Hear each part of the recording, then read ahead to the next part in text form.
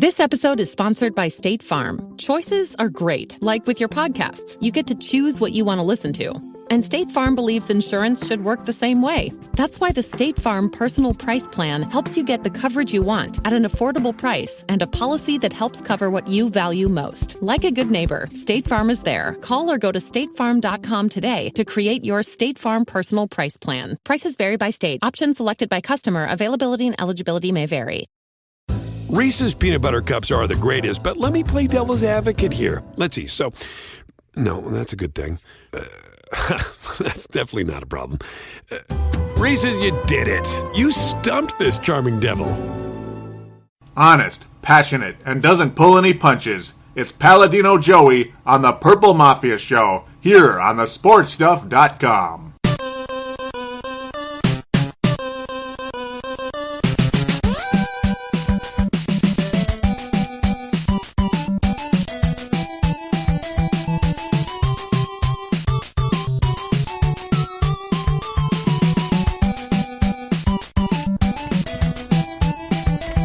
Welcome to the family, here on Purple Mafia. I am your host, Paladino Joey, or Joey Awajan. Purple Mafia is available on the sportstuff.com and on iTunes. I thank each and every one of you always for downloading and listening to this show. It is a great pleasure to be back once again to be talking January football, and I will be joined in the second segment, which will be hella larger than this one, and the final segment probably won't be as big either. Yeah, it'll be 3 segments like it always has been. The first segment will focus very briefly on Minnesota Vikings transactions, so to speak, this past week. There's been basically no news whatsoever to talk about the Vikings at this point in time that I really wish to get into, other than rosters and such. No real off-the-field news right now to talk about on this show. That'll be the first segment. Second segment, very big. We know what it is. Let's just call it January football. We're going to review the wild card weekend, the wild card weekend that it was, and of course preview the divisional round. Me and Dylan Richardson back together again, gracing the airwaves with you, the listeners. Love you all so much, and yep, it'll be wonderful to have Dylan Richardson back, which is a January tradition, back much earlier than last year. Last year was the shortest one, where we only talked about the Super Bowl, and of course segment 3, we all know what that is, the fan interaction. So there it is. Rock and roll. Let's just jump right into what there really is to say about the Vikings. Obviously not all so much. And I didn't really talk about the fact that the Vikings cut Ben Tate on December the 23rd.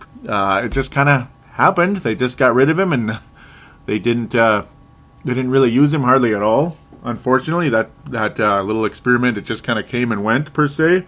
He signed with the Pittsburgh Steelers and got to play one game and fumbled the ball and all that. Wilby and Dylan will talk about that later on. Ben Tate. Oh, man. I thought he was going to be better than that. I thought he'd be at least a nice Band-Aid for the Vikings for now, and maybe later if Adrian's gone, at least for like a bridge or so to Jerick McKinnon or somebody else. That just didn't happen. But, yeah, he was released on December 23rd. Kind of not the nicest thing in the world, but I guess it's not as bad as cutting Marcus Robinson on Christmas Eve, but it's close enough. Yeah, he was cut, as was Jamarcus Webb, who never really saw any action at all. December the 16th was cut. That's a while ago. Ultimately, though, the Vikings signed a myriad amount of players to the practice squad and such. Mostly the practice squad, you could say. He's on the Vikings right now, or they're all on the Vikings now. Linebacker Justin Anderson. Wide receiver Kane Coulter, who was competing for a job back in August and in July and such, training camp and the preseason, so that's a familiar name, and, well, that means he'll be back next summer and all that, and into the mini camps and April and all that good stuff. Pat Devlin, Pat Devlin, a quarterback, was also signed. Now, all these signings were on December the 30th, if I didn't say already, and I think I may have.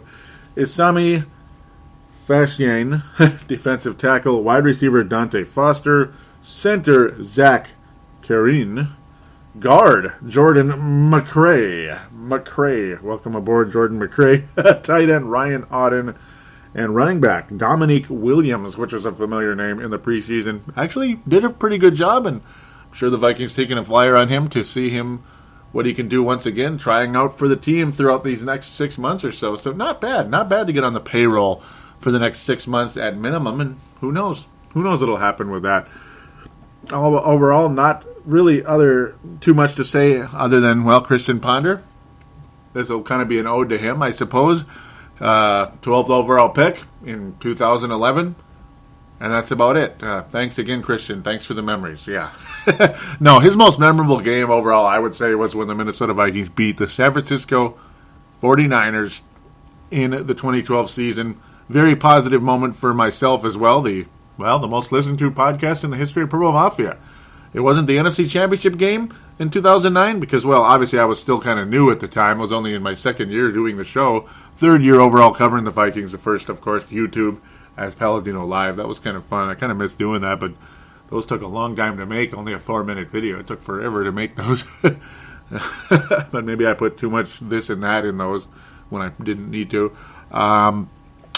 Christian Ponder, most memorable moments, though, obviously that 49ers game really got the Vikings back on the map again, which is where they needed to be. And basically, I guess everybody that had listened to the show leading up to 2012 all came to listen at once. And maybe they brought a friend or two as well. I mean, that was an awesome, awesome moment for myself. And Christian Ponder was at the pinnacle of his brief career at the time. I mean, he actually looked like a good quarterback, and he looked good against one of the best defenses in football. And the Vikings beat a team that a lot of us looked on as the best team in football at the time. And I know that Jim Harbaugh, we'll be talking about him in the third segment a little bit, of course, was he's one of the coaches out on Black Monday, as they like to call it, in the NFL. Yep, Black Monday. Coaches getting fired the Monday after. We know Leslie Frazier. Remember how that took place years ago. It took place with Mike Tice years ago after the 05 season. That was, of course, January 06. Not sure I completely agreed with that, and especially the guy we brought in to replace him. It was like there was really no research done. It was just like, oh, he's the most attractive offensive coordinator, at least in their opinion. Let's bring him in. Let's pay him $1 jillion, and great, it's a kick-ass offense. We're still waiting to figure out why they called that a kick-ass offense, because it really wasn't. It was a suck-ass offense, if you want my opinion. Pardon my French. You might want to... You guys might want to hit the pause button before I say that, right? No, no, I apologize. Christian Ponder, though, overall, as I bounce all over the place, the other very good game for his career, I would say the second highlight of his career, was against the Green Bay Packers, the season finale of 2012. So both of his best games were in 2012. No surprise there. They beat the Green Bay Packers, and Ponder was actually throwing a pretty nice deep ball in that game against a not-so-good Packers secondary, a beatable Packers secondary. And then the one time you'll ever hear this, is, I can't believe it, Christian Ponder is unavailable to go into Lambeau Field for that playoff game, and that may have helped cost us the game, because Joe Webb couldn't have been colder. I mean, he was cold as ice. He was throwing ground balls to Packer defenders, just ground balls. I mean, it was like he was just, like I called it at the time, baseball practice when they're shagging ground balls and throwing, second baseman, third baseman throwing over to first. Yeah, that's what Joe Webb was. He was like a little league baseball coach, I guess, throwing ground balls. And, we really actually missed Christian Ponder for one day. What? Oh, my God! Yeah, I can't believe it either. That's just weird to think that. We actually missed Christian Ponder. That's the first time you'll ever hear that. And it will be the last time, because nobody in this town is going to miss Christian Ponder when you have a wonderful, positive future with a guy by the name of Teddy Bridgewater, a guy that will be the feature presentation of this podcast for many, hopefully many, many years to come, but many more episodes to come, hopefully many years to come, maybe even well over a decade. Who knows? I mean, knock on wood. I mean, pray to God, this is it. We found the guy. It looks like it. We've heard that before in other towns and in this town, but hopefully this one is the guy. One major thing that I will say before we wrap up this very brief segment about Christian Ponder, because I figure I better get into this, because I wanted to say this on the show, but I know I've noticed something about Teddy Bridgewater that's very different about a lot of the younger generation out there, and even the generation that I was in, Generation X. Dante Culpepper was Generation X. He was born in 1977. He's even older than me. That's kind of weird. But as good as Dante Culpepper looked and as professional as he sounded when he started, what was Dante Culpepper all about off the field? He was a partier, man. He was. What did he do every time he threw a touchdown? Get your roll on. And it's up to you if you think that's cool and all that stuff. Okay, yeah, it's a party, quote unquote, that he threw a touchdown pass, and we're rolling, we're doing well. That's great, but there's more to that. with him anyway, and with a lot of other guys, he's doing that because he's dancing at the club. That's what he's about. I think a lot more than what Teddy Bridgewater is about. At least early indications. It all depends on who he hangs out with, who his peers are, who his influences are in the next few months here. Let's hope to God we don't see the similar type of changes that you do see out of other young guys, where they have that studier, they have that professional, that competitor to them, but then all of a sudden, where's the party? And downhill they go. They might still be really good. They might even be really good. They might even be super good. But they're never quite that Kobe Bryant type. They're never quite the Tom Brady type. That are like when they asked Tom Brady, what did they ask him? What did they ask Tom Brady? What do you like to do besides football? He's like, I don't know. Not much. I get together with, I like to be with my family and such and maybe relax at home. Yeah. Did you hear anything else, though? No, not much. If Teddy Bridgewater's one of those, we got ourselves something real special. And as of right now, he looks like one of those. Literally looks like one of those. I will leave that private, my reasoning. He has that look, and I think that's great. Again, I'm not judging anybody in a negative or overly positive way, but I'm really impressed with this young guy. I like his approach. I like his attitude. I like the way he's approaching things, and real happy with the way Teddy Bridgewater is trending for the Minnesota Vikings. Just the way he talks. He's got that look. He's got that look to him, man. That old school, classy look to him that I really, really appreciate. Man, it's just so cool. Again, I'm just going to leave it as is. This is 2015 now, believe it or not. I hope all of you had a happy New Year, by the way, regardless if you love New Year's or not.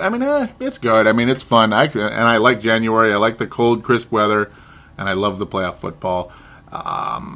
New Year's is what it is. It's fun to celebrate the fact that it's a new year.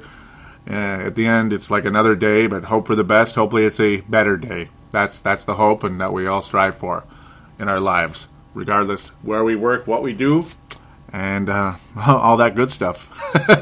You just hope and pray for the best, and you go from there. Thanks again for that.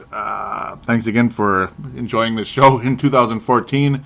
I'm certainly not wrapping up the show. We got a lot more to talk about. January football. Got to segue into that.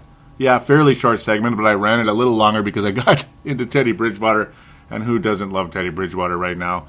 But let's start showing some love to Dylan Richardson because Joey and Dylan are back together again. Winter and snow are back again. Nothing tastes better this time of year than Vanilla Bean Buffalo Sweat by Tall Grass Beer from Manhattan, Kansas. This Vanilla Bean edition of Buffalo Sweat literally warms your innards in this outstanding stout with that warming vanilla kick. Don't forget to try 8-Bit Pale Ale, the official beer of this podcast. When you see Pac-Man licking his chops, you found an amazing can and an even better beer. Check out the many other wonderful beers Tallgrass offers on their website at www.tallgrassbeer.com. Use their beer locator to see what's available in your area. You can follow Tallgrass on Twitter at TallgrassMN and like them on Facebook. Simply search for Tallgrass, Minnesota. Tallgrass Beer, bringing people together over a beer since 2007.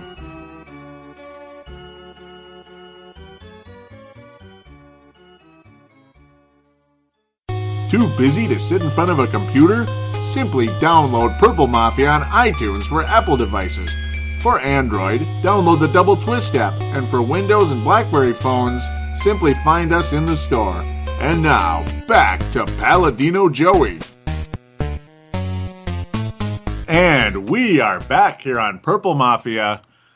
And like I promised, I am joined once again by Dylan Richardson. It's January football. Welcome back, my friend. Thank you, sir. Thank you, Joey. Thank you, Purple Mafia fans. Thanks for having me back on once again. About once or twice a year, I like to climb up from underneath my rock and take a look at what's going on. Good old Chicago Bears, your second favorite team from the division. Yep. Firing our coach, firing the GM. Yeah, might as well fire everyone. Let's just get a new team. We'll just call them, I don't know, New Michigan. Whatever. The New Michigan. New Michigan Bears. Whatever whatever. So. Or the Chicago Cubs. No, I'm sorry. That's a low blow. That's a low blow. But, hey, that's what 5 wins get you, right? 5 wins? I don't know. I'd stop paying attention to them. Mm-hmm. We're familiar with that, at least as of last year. Oh, my goodness. And this year for your guys is, oh, my goodness, the whole Adrian Peterson thing. Oh, my goodness. What? Oh, the Madden curse, right? It's the Madden curse? Definitely. Is it the Madden curse? I mean, this time it wasn't an injury, But anyways, I digress. So we're here to talk about last week's football games. Yep, the month of January has arrived. It's time for the Ice Bowl to come back, possibly, but that'll be next week. We'll see what happens there. But first, we have a really wild card weekend. Well, at least one of the games was wild. The rest of them, yeah, just not quite as good as last year's wild card round. I would gather. There was one good game. There was a good game. There was a good game in there that I enjoyed. The feature presentation. So at least for the wild card round, we'll do them in the order they occurred. So Saturday, Sunday, all that good stuff. Next week we'll kind of set that up as we do. Well, let's talk about probably the lamest game of them all, per se. Well, no, I don't know. I guess both of the early ones were pretty lame. Arizona heading to Carolina. Talk about a team that was snake bit. Oh, Madden curse. Well, here's the thing. If Carolina can win a couple more games, they might actually be 500. Or no, they'll be 500 if they win next week. They'll have a winning record if they make it to the Super Bowl. Woo! Isn't that funny? Oh my goodness! Didn't something like this happen with Seattle one year? Weren't they a 7-win team? But what I thought was crazy is that the Saints were still in it with 6 wins. What world are we living in? It's a very strange world, and it's crazy. Yeah, because I remember that was back in that was just a couple of years ago. Seattle made it. That was Pete Carroll's first year, I believe, and they took out the New Orleans Saints. So it's kind of ironic how that division, that division, the whole division situation's kind of got flip flopped a bit. We could say. No kidding. So Carolina, Arizona. I would have put money down. If I put money down, I would have said Arizona all the way. But this is just. I got a random video going on. Can you hear it? I think so. Oh my goodness! What the hell? Rollover. No, nothing. No, I can't hear anything. I had one of the ex-Bears defensive coaches, Ron Rivera, talking in my ear. Sorry, as I was pulling up some of this stuff. Oh, that's okay. No, I didn't actually hear anything. So that's. I didn't know if it was coming through on our audio or not. I was like, oh, why do you have a pre-roll? I'm just trying to look at the stupid box score to remind myself what was going on. But yeah, it's been a rough. I can't believe that Carolina. I can't believe that a team with that many losses made it in, and then advanced again. Yeah. Again, this happens again. The Cardinals. If I was a betting man, I would have put money down on the Cardinals. Mm-hmm. I mean, you could have had a, double-digit spread. I probably would have put money down. I mean, I'm not a betting guy, but I probably would have, because that seemed like the shoe-in of the week. Mm-hmm. It's like ultimately it should have been, but then when you have a situation where you have Carson Palmer out, and then the next guy Stanton out, and then a guy named Ryan Lindley, who I guess he's in the NFL. I mean, that's about it. I mean, that's the thing. I mean, you have a quarterback that it took a record amount of pass attempts to throw his first touchdown pass, an NFL record, to get there. He's basically Stoney Case wearing an Arizona, Cardinals jersey, basically. That's a big problem, and it's unfortunate. Their defense just kind of stopped playing too, which was literally the backbone of that team. And Carson Palmer was a good quarterback. Certainly not the guy that he'd been in the past per se, because of at least pre the injury way back in his day with Cincinnati. He'd kind of been up and down since his first ACL, but this was actually probably one of his best years since then. And then another ACL. It just figures. One heck of a head shaker for me is as soon as he signed that damn contract, the next week is when his knee blew out. Yeah, exactly. Yep, exactly. That's the thing. He got his contract extension, and then there's the ACL. Unbelievable. Boom. Done for the year. Might be career. That could be career. It could be. I mean, it's the second time. Well, I can't lie. That could be it. That could be Gonzo, done. Mm-hmm. And what was scary about it, too, is they actually had him mic'd up, and so you heard him, screaming in pain when it happened. That's kind of sad. Yeah, that's... Youch. Huh. Yeah, it would suck. I mean, and it was just kind of a freak play, too. He was just, stepping back to pass, and then there it goes, the 3-step drop, as they say, and 5-step drop, pardon me, and then injury. Yeah, 5 steps. 2 of those steps was his knee blowing out, though. Yeah, that's why I was like 3-step, right? But yeah, Arizona just depleted. Their confidence completely down the toilet.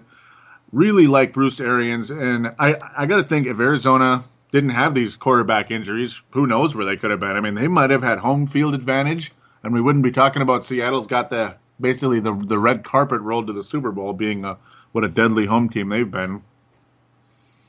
So that's pretty much the thing there. Arizona just depleted in confidence, and obviously the quarterback, he's not going to get it done. And Carolina's kind of a team on a mission per se, but then again, no, they're not. They didn't even play good either. That's the sad part. It's just how poorly Arizona played that Carolina somehow survived this thing. I mean, they almost blew it. So it's just hilarious. That third quarter, though, Carolina kind of took control, and Arizona's defense finally did something right and got a safety in the fourth quarter, and that's about it. That's why they have an odd number of 16. It's a great game. Great game. Great way to start off the... Can you say it with a straight face? Did you say that with a straight face? Yeah. You sure as hell didn't have a mirror in front of you when you said it, because you didn't start cracking up. Oh my goodness, Joey. Yeah, hilarious. Yeah, this was unwatchable. This was Vikings versus, I can't even remember which game right now. The Packer game almost, no, because nobody played good like the Packers did. This was like a preseason game, I guess you could say, for the Carolina Panthers. I don't know if they got bored or they just were not good, or showing why they're 7-8-1 per se, but certainly not the kind of game that anybody's going to brag about. I hope they play better this coming weekend, because they're going to have to. Yeah, they will have to. They will have to play much, much better. And if they do, well, okay. Maybe they're one of those sneaky teams that could do something crazy. Yeah. Okay. Well, you got Cam Newton resurrecting himself from the car accident. That's the good part. I'm happy about that. That is true. Yeah, that is very good. That's a cool story there. It's awesome. I mean, I'm very happy for him, and he's the kind of guy I can cheer for. Unlike me too. Yeah, unlike he reminds me of Randall Cunningham in the old days. The whirly dervish type Randall Cunningham, jump ball throwing from the sidelines, kicking 70-yard punts and stuff like that. He's a very athletic guy. I like watching that guy. Mm-hmm. And the soft touch on the passes. Oh yeah.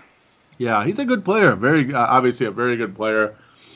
Not sure if he's like a number 1 overall pick type of player, but he's close enough, I guess, and he's a nice leader for that team. Well, Joey, he is their number 1 pick. Yep, without a doubt. Without a doubt, he is the one.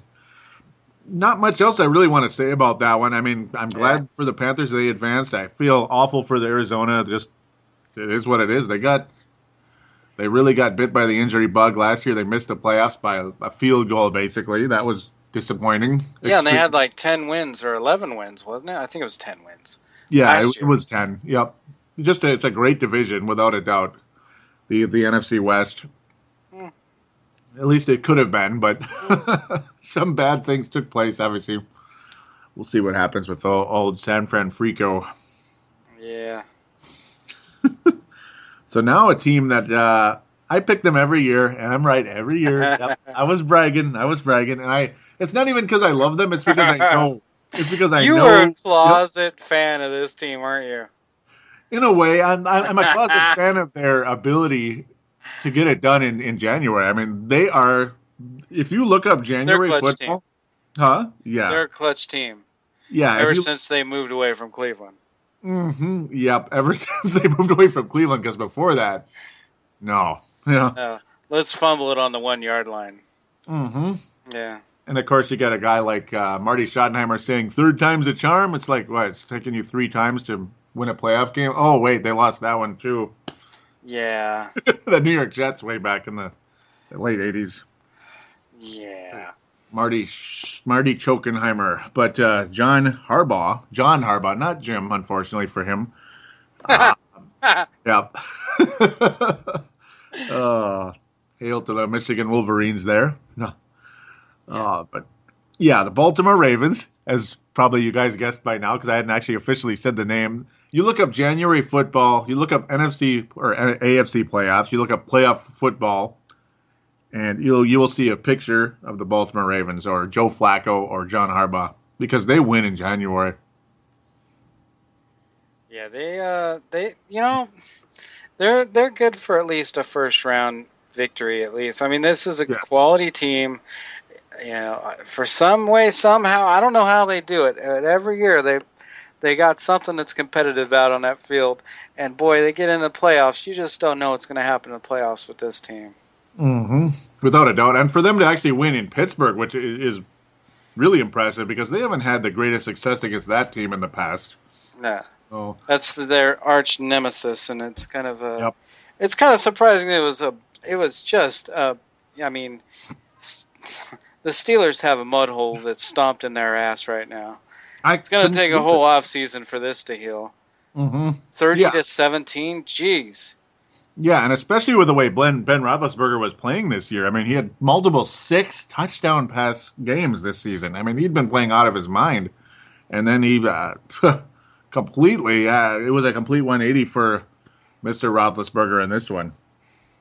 Just did not look good. It came to a point that he's basically asking, he's apologizing to the fans, even though his efficiency wasn't that bad. It's just the interceptions that came back to haunt him, and of course the concussion didn't help either. So he certainly put up the statistics without a doubt this season. I've never been a huge fan of his, but at least he's stayed away from trouble the past few years. I'll give him that. Staying away from his old college and hanging out in dorm rooms. Yeah, and maybe he's riding motorcycles with a helmet now, right? Mm-hmm. Yeah, he better. Or not at all, one of the two. Mm-hmm. And, Ben's had his ups and downs, and he's got a few years left in this league. He's got a couple left. It depends on how them robo knees are holding up. Mm-hmm. He's definitely a big boy. It's a lot to be holding up for those knees, but he had a pretty good season. Lost to his arch nemesis, though, unfortunately for him. And it's Gonzo. See you next year. Mm-hmm.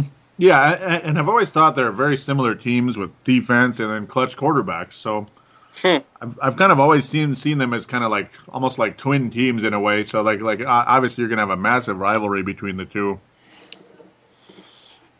But Flacco, extremely efficient, 114 quarterback rating, no turnovers, 259 yards on the day. Not as high of a completion percentage or anything, but hey, I mean, extremely clutch. Joe Flacco's got a ring, and we see why. And he does, Super Bowl MVP. And also, he does a smart thing, possession-type quarterback. But this is actually a possession-type quarterback that can win you the game. He's no Kyle Orton. He's better. He's way better than a Kyle Orton.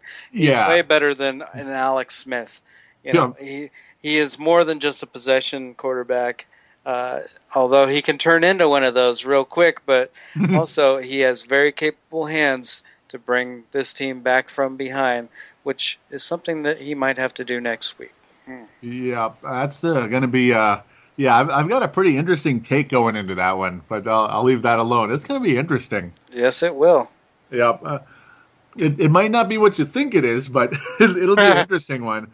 Yeah, I mean, obviously the running game, not really much to brag about in Baltimore for. Well, we won't touch on that story because it's been overblown per se. I mean, not saying it was a good thing, but over covered, we'll say. Baltimore. Yeah. Cal. Exactly. The land of Cal. Yup. Without a doubt. Yeah, Steve Smith Senior. That's right. He's still got it. He's still got it. Over 100 yards on the road in Pittsburgh. Can't beat it. Yeah. Can't beat it. Really impressed with what Baltimore was able to accomplish in this one, and we'll see what happens. It just was Baltimore's day. Pittsburgh, not really. They just didn't show up for this one. Ben Tate fumbling the ball, that figures, after being let go by the Vikings, because probably not happy with his role here either. Like, he wasn't happy in Cleveland. He fumbled at a key time. Not that any fumble's a good thing in the postseason, but it was a very killer fumble for him. So that just kind of figures. He shows up for one playoff game, and, well, it is what it is. Boom. See you next year. Yep. See you next year, Pittsburgh. It's been good. I'm not a huge fan of that team, but, well, there it is. So are we ready to jump into Sunday? Let's do it. Because the preview segment is going to be some fun stuff. I can't wait to get into that. But Cincinnati, Indianapolis. Yeah, right. Well, it's kind of it was kind of a ball game to begin with, kind of, sort of. Yeah. It was, matching up, but Marvin Lewis can't win a playoff game, man. I don't know what is that. Yep. Right? What is it? I mean, he hasn't won one in the last 6 playoff games that he's appeared in. Mm-hmm. No, I'm not saying fire him, because clearly there is nothing better. There's no one better for this team, because if you look at the history, there's some rough history there, some serious rough history. So I don't know. They were just bested. They were just bested, and Andrew Luck is continuing to show that, hey, it was worth it. It was worth getting rid of Peyton Manning. I can actually win playoff games. Look at me. I am better. Yeah. And I'll be here longer. Much longer. Yeah, I mean, when you have an opportunity to get the top, like, a potential future star in this league with the number 1 pick, especially a guy that was, they had a slogan for the longest time, suck for luck. You want the number 1 pick to get him. You have to have it to get him, per se. A lot of times that doesn't work out like that, though. I mean, yeah. I mean, how many people lusted over Todd Marinovich and Ryan Leaf and, all Tim these Couch, guys. Yep. Mm-hmm. Yeah, and Rick Meyer and, all these guys that were like, oh, these are going to be great, fantastic. Who's the Raider guy? I can't even remember his name anymore. Jamarcus Russell. Yeah, yep, I was about to say Russell, yeah. Jamarcus can't get a job in the AFL, Russell. Yeah. Purple drank. Jamarcus tipped the scales, Russell. No kidding. Yeah, I mean, he weighed more than some offensive linemen. Jesus Christ. Yeah. Yep. Anyways, I always digress to starting to talk about that guy and how. Anyways, but this guy, he's it. He is it. He's the bee's knees. I think he's better than Peyton Manning. And in the clutch, he's shown, a few come from behind wins. Mm-hmm. And I think that this Indianapolis Colts team is really going somewhere this season. I think it was last year. I think I picked them to go to the Super Bowl. Yeah. In our little pregame thing, and boy, I was. We definitely got to do a season. Yeah, we definitely got to do a season preview again next August. Because I think it happened. The last one, I had the team from the NFC going. And you had the AFC team going the last time, I think it was. Something like that. Last year I think I had San Francisco last year. Yeah, and then they lost by some guy with a big mouth knocking the ball away. And He who shall not be named. And then, and the year before, I had Baltimore winning. Oh, that's what it was. Like, That's Joey, what you it was. bastard. Joey, you bastard. So, anyways, Yeah, I finally picked one. Yeah. This was kind of a snooze fest coming into the second half, and Andrew Luck and company kind of kept their foot in the gas and kicked their ass. They did. Yeah, I mean, and Andy Dalton has not won a playoff game yet. 4 tries, continuing to struggle. Pretty much a non-factor the whole game. Inaccurate. Not much really to say. They pressured him, which helped. So, obviously, you pressure the quarterback, nobody can throw a football from their back, so that doesn't help either. But at the same time, Indianapolis, obviously, I mean, they are, as you said, the bee's knees, per se. Mm-hmm. 40 touchdowns by Andrew Luck. And yeah, when you have the chance to take the potential star quarterback, and your guy's getting older, and heck, he was a complete unknown, Peyton Manning, at the time with neck surgery. You don't want to have the word surgery and neck in the same sentence. No kidding. So, you just don't know with that. You just don't know. I mean, if you're talking about normal people, not these superhuman peoples, someone comes back from an ACL in real life, like you or I, we might have a limp. Mm-hmm. Yeah. These guys are coming back and playing a high-level sports. Getting smushed. Yeah. Yeah, I mean, Peyton Manning is facing a guy that's 6'6" and 290 pounds, like every snap of the ball. Mm-hmm. It could be his last. Yeah. Not only career wise, but breathing wise. It could be done. You never know what's going to happen out there. Sadly, you never really do know. One thing I can't believe, Reggie Wayne's 37 already. I just can't believe it. Right? That's weird. It seems like yesterday he was like this young guy on a fantasy team when I used to play, but geez, I don't even want to talk about my age. I don't know what happened. I look and I'm like, what? How did this happen? I don't know what. Anyways. Mm-hmm. It's crazy. Yeah, I mean, this game is another one of those. There isn't all that much to say. That Cincinnati just kind of a typical. And I finally was smart and did not pick them to win. So, and I was 4-0 this weekend. Not trying to brag. I just kind of had a good vibe, and I got it done this time. Pat on the back for old Joey. Right on. Yep, because I finally didn't pick Cincinnati. And yep, and after Andrew Luck, showing what he could do on, against the Kansas City Chiefs last season, that huge comeback, you figure, well, I mean, not sure if he's ready for the Super Bowl yet, but he does know how to win games, and Cincinnati is not a threat to them, particularly on the road. Can't count him out. You never know with this guy. He's another one of those. Could be a Brett Favre come from behind type guy, or a Brett Favre. Oh my God, 5 interceptions. Yep, or just a really key interception at the end of a NFC Championship game, 2 years apart from each other. Yeah. Kasamak.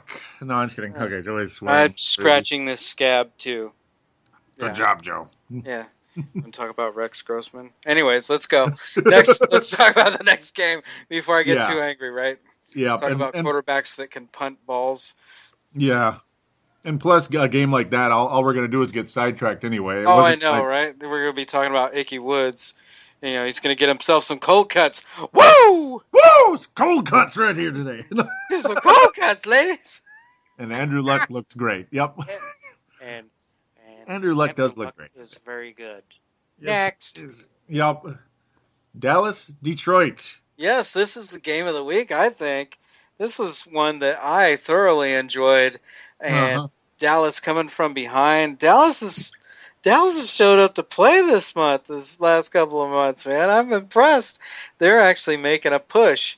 They're interesting. Mm-hmm. Yeah, right? I mean, after so many years, there was a few years ago where they had 11 Pro Bowlers and missed the playoffs the next year. Had all them same 11 Pro Bowlers. I think they kept almost everyone. They didn't lose anyone key, really. And stuck the field up. Oh, my goodness, they were terrible. And something about Tony Romo not being able to win in December when he finally got that monkey off his back. And, I do like to root for Detroit because Detroit let's be honest, hasn't had a very good yeah. team since 1998, 97, 98. I mean, that was back in the Really? Barry Sanders, Rodney Pete days. So they haven't really been very competitive or great until the last, I'd say, like 3-4 years. They've been kind of building, and Yeah, in and out. Like last year was a huge down year. it but- was very right because the year Yeah. before they were in it to win it, and Megatron's here. He's just catching passes left and right. Unbelievable athlete that guy is. Oh, yeah. And then the Sioux guy, he's not stepping on people's faces and stuff those years. Like, anyway. Until week 17. No, I'm Yeah, kidding. right? Hey, Yeah. one time I don't need to be suspended is for the playoffs. So I'm Yeah. going to Andre Gerard this guy's face. Oh, hey, you're down on the ground here. Calf injury. No. Take a look at my cleat here. ACL. Ha, got him. No. Dumb. But anyway. Yeah. And he's lucky as hell he didn't that they didn't uphold that suspension. They took it away. So Yeah, well, it didn't do them all that great anyways, right? They still love him. Yeah, they still, and it looked like the entire game they were going to win because they were pressuring the living you-know-what out of Tony Romo. It looked like it was going to be the same thing again, which we saw many times with Tony Romo getting pressured. It just didn't last. Well, okay, I know I'm kind of skipping ahead or whatever, but at the very close to the end of the game, where that rookie Lawrence, where he recovered that fumble, oh my goodness, and then he lost it. Leon leaded that damn ball. Mm-hmm. I was like, oh my god, if the Cowboys lose this game because of that, I'm going to tell all my Cowboy fan friends, just get a new team. It's done. God hates your team. And close the hole on the roof because no one wants to see that shit. Don't do it, Dylan. Don't do it. No, I was imitating there, right? Yeah. Our long lost friend. Yep. Shout out to Jim Towers if you're listening. That it is. We want Jim Towers. Don't do it, Dylan. No. No, I mean, nice recovery for Tony Romo. I mean, talk about a guy who was on his back. And a defensive line like that could play as well as they did. It really looked like the Detroit Lions were playing like the team that they were earlier in the season before their little crap out in Green Bay at the end of the year, which didn't surprise me, unfortunately. They sacked Tony Romo 6 times in this game, and it looked like more than that. I mean, they were all over him. It really looked like Detroit was going to win this game in a rout. Like, things were not going Dallas's way at all, and it just was one of those games where the tide just slowly starts to turn, and then when it completely turns, boom, it's a completely different game. When you leave a team hanging around. Yep. That's exactly what happened. Especially when they're at home, because it helps. I mean, when you're at home and the crowd starts to wake up, it's like, oh no. When you're the road, they were loud there at the end too. Yep. I felt like turning down my TV. Yeah. It was so loud. It was deafening, and Stafford was good for a while, and then he just wasn't that good after a while either. 3 turnovers in the game. Oh, Matthew Stafford. He kind of reminds me of Carson Palmer. I've been saying that probably most of the year. I bet some people are sick of me saying that, but he does kind of that up and down approach. Sometimes he's great, sometimes he's just turnovers and 50% completion percentage. This game, his completion percentage was high, but of course it's going to be high when everything's going your way. He's like a Carson Palmer, just never able to get it done. Mm-hmm. Just never able to do it. Yep, because Palmer didn't win any playoff games either. Oh, that's right. I remember who he played for. That team. Which one, the Raiders? Cincinnati. Oh, yeah, the Natty, yeah. And then win playoff games. Oh. And then surprisingly, the Raiders. Woo, that must have been fun for him. That's why he got the hell out of there. Yeah, it's just a wash. Oakland Raiders are they're the black hole of football. They just suck that bad. They're a black hole. Oakland, where careers go to die. Yeah. Even coaching careers. Yeah, it's like okay, you're this red hot coordinator for whoever. You go to the Oakland Raiders, you're fired in a year. It's like, well, that's great. Oh, hey, you won all of your divisional games, but you didn't win any other ones, but you won all the divisional games? You're fired. That's about right. Mm-hmm. Yeah, you're welcome, Tom Cable. And we won't hire anyone that had a better record than you since. Mm-hmm. Yeah, that didn't work out, did it? Brilliant, yeah. That did not work out. Brilliant! Who's next, Raiders? Art Shell? And actually, I saw today. Yeah, who are they going to get, Art Shell again? I saw today, some way, somehow, I don't know who, Mike Shanahan must have been drugged, but he actually met with the Raiders today. And this is a guy that was severely done wrong by the Oakland Raiders, and he actually had a meeting, and you'll never guess who was in the room with him. Boom! Now here's a guy when he's catching the ball, he makes some touchdowns. Now here's a guy when he catches the ball in the end zone, they score 6 points. Mm-hmm. That's right. John Madden. That guy, yep. John Madden was in the room. Oh, man. Old draw on the TV, right? Oh, yeah. Old draw on the TV himself and never stop doing it until hell freezes over. Boom! There goes a helmet rolling down the field. It's always a good sign when there's not a head still in it. Really, John? What the hell? Really? Okay. Oh, man. I mean, for many of years of playing that stupid game, I really wanted to mute him and Pat Summerall and whoever the hell else was on there with them, because they would just repeat the same crap. Touchdown, Dallas. No, sorry. Boom, here's a guy. Here's a guy, when he doesn't stub his toe doesn't ache. Oh, really? Yeah. All right. When it's cold outside, it's cold outside, it's going to affect you. Here's a guy that wears gloves when it's cold outside to warm his hands. And then he makes more touchdowns. Okay, so anyways, Detroit, see you next year, I guess, right? Dallas Cowboys move on. I do feel bad for them. I mean, the last team they beat in the postseason was Dallas way back in '91, a year before, and this was the second round, a year before Dallas started winning Super Bowls. You can tell I'm thrilled about that.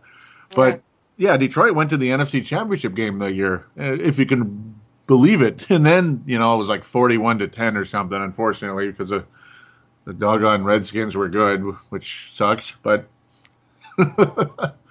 yeah, they were very good that year. Unfortunately, they won the Super Bowl just a couple miles from this place. Yes, this Palladino Live Studio, whatever you want to call it. Yep. So, yeah, they beat that's old news, but Buffalo Bills. And that's the last time Detroit won a playoff game. And it looked like they were going to beat Dallas again all these decades later. And no, it just wasn't meant to be. And, of course, you got the infamous picking up since we should talk about it briefly, the picking up the yellow flag when it looked like pass interference to me. Like, maybe not the most egregious thing ever, but he just kind of was running into Pettigrew as far as I'm concerned. Yeah. I don't know. Here's the thing. What you always hear this about football. It's you're gonna have adversity. It's about how you overcome that adversity and win games. And it happens almost every game. There's going to be that crucial point to where you think that maybe you got screwed by a ref. Mm-hmm. But you got to find a way to overcome it. Champions find a way to win. Yeah, I mean, the Cowboys, even though they got a million calls back in the day, they still had some calls not go their way, and they'd still come back and win anyway. Yeah, that was weird, too. Like, Detroit was making some, and they were legit. It's like, first down, automatic first down. You keep letting them stay in it like that. Yeah, and especially in the red zone, you start making mistakes and give them automatic first downs. That's a lot of chances at the end zone. Yeah. I mean, percentages just say that it's not going to go your way. Yeah, you can't just keep giving up. You can't just keep letting the chains move, and eventually it's going to kill you. Just like having a million free throws against you in a basketball game, you're probably stacking the odds against yourself. 3 points. Yep, literally. And moving the chains gets you closer to your goal and gets you a million more chances to score. So higher percentages, yep. Yeah, Detroit, they just Shat the bag, I guess. That's pretty much what they did. I mean, they had this sucker. They had this game won. They had it won many times, and they just did not hold on. And that's it. That's how you lose in the playoffs. That's how you lose in the playoffs. That's how the Vikings lost in 2009, dare I say. And, of course, giving them the ball back didn't help either at all. No. It was a nice favor we gave them. Wasn't it nice of us? I was rooting for you guys that year. Ugh. I picked them to go to the Super Bowl. I think I even came on your show and said, "This We're gonna is win, the year." yeah. And it was the year, man. But anyways, that gotta nip that at the bud. Joey's fired. Yep. Gotta nip that at the bud. We can't talk about. Can't go back. Can't go back. Yep. The refs, everything, whatever it is what it is. Dallas Cowboys head to Green Bay. We'll save that for later. But any final thoughts you may have for the wild card weekend? One very good game. One game. Yeah, one very good game. One very good game. The one we just talked about. But divisional rounds coming up. That's where we're going to get some very heavy competition. I can't wait for the divisional round. Yeah, this is much more fun. I mean, this wild card weekend was definitely underwhelming. That's why we maybe didn't sound all that excited, so we apologize to those. It's a bit of an appetizer, to be honest. Yeah, it's just a tiny little shrimp appetizer. Pretend you're at Benihana's or something like that. Yeah, with the shrimp appetizers, sometimes you got to get, they leave a little poop on them. You got to scoop out. A little shrimp cocktail. You got to scoop the little tiny bit of poop on there, and that's just what we had. We had a tiny bit of poop. Good game. Yep, and once the poop came off, the shrimp was freaking awesome, and that was the Dallas-Detroit game. Great game to end. Double D. Yep, double D's. There you go. Yeah. The divisional playoffs, you can tell the excitement is much higher, and this is where, to be quite honest, this second round, I'm telling you, this is where you see champions emerge right here, and honest to God. And I know that's like, okay, Joey, that's great. Champions emerge. Of course, they have to win the game to advance and all that. But this is where you get the vibe, like something's happening here, and this is where, this is where you see really good teams go from this unstoppable force to packing bags. 15-1 Packers, 15-1 Steelers, teams like that. 13-3 Giants after winning the Super Bowl. They were packing their bags. And this crazy underdog, 13-3 Denver Broncos just recently, this crazy underdog comes in and knocks them out. Yes. Not necessarily like I'm picking that, but I'm leading into a take, though. We'll save that for later. There we start with, let's go start with the AFC. Indianapolis and Denver, the Peyton Manning Bowl. I'm pretty much thinking we're going to have opposing views on this game. We might. It's in Denver. Yeah. And it all depends on the weather. Okay, I'm just kidding. Do you wish to start, or should I? You can go ahead. Joey, let's look at the forecast. I promise that I'll try. I'll be quiet. I almost should give it to you first, because I can tell you're chomping at the bit. I'm going to give it to you first, actually. You want it? I don't want to steal thunder or. No, you go ahead first. So I will clean up.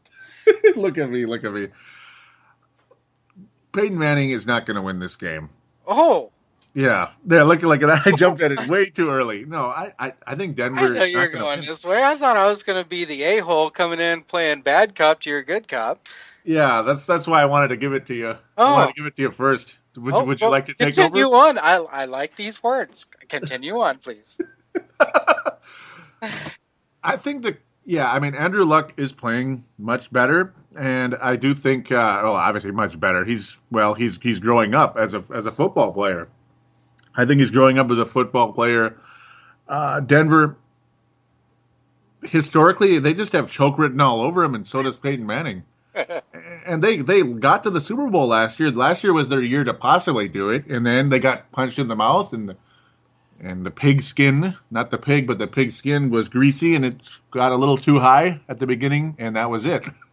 One play, and Denver can just fold, and I think something like that's going to happen with Indianapolis and Denver. I really like Andrew Luck's chances in this one. Veteran receivers, I think they're going to pressure Peyton Manning to a point that he's going to struggle. The weather will play a factor, though. I mean, if it's cold and windy, Denver's going to get killed. If it's warm, I mean, Peyton Manning's going to have somewhat of a good game here, but I do think the youth is going to overcome the veteran in this one, and it seems to happen more often than not. Are you ready to jump in? Hell yeah. Because then we can go back and forth some more.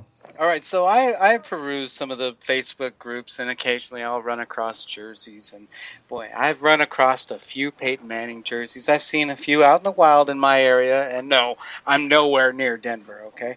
I've offered or made the offer to possibly buy said jerseys for a low price just so I can burn them after I pissed on them, okay? So, Peyton choking Manning. Yeah. Okay, if he does survive this round, he's not going to the Super Bowl again. Okay, that was a fluke. That was pure luck.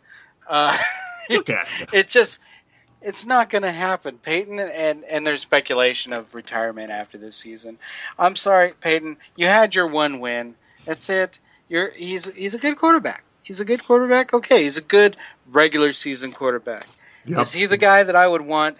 In the clutch, in any kind of game that means anything. No, he's Peyton choking Manning. Okay, his big brother, his little brother, excuse me, has got more rings than he does. Yes, and with all of the things that have been said about his brother looking like a dope, because he kind of looks like he's anyways, little dopey.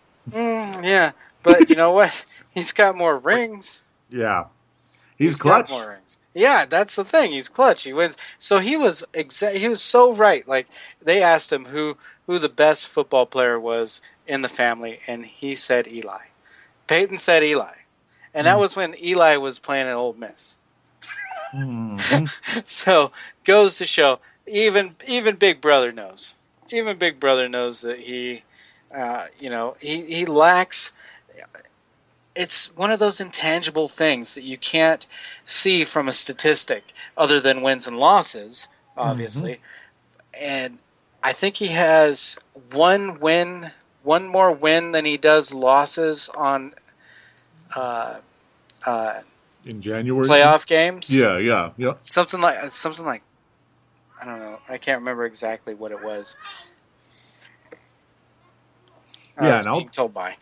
So Peyton choking Manning, I don't see him making it past this round. Obviously, he's not the only one that's on the team, but he is the main guy, and I think he's going to be going down. Indianapolis, Andrew Luck is going to be the man. I think they're going to tear it up. I think this might be a surprise game right here, and another kind of.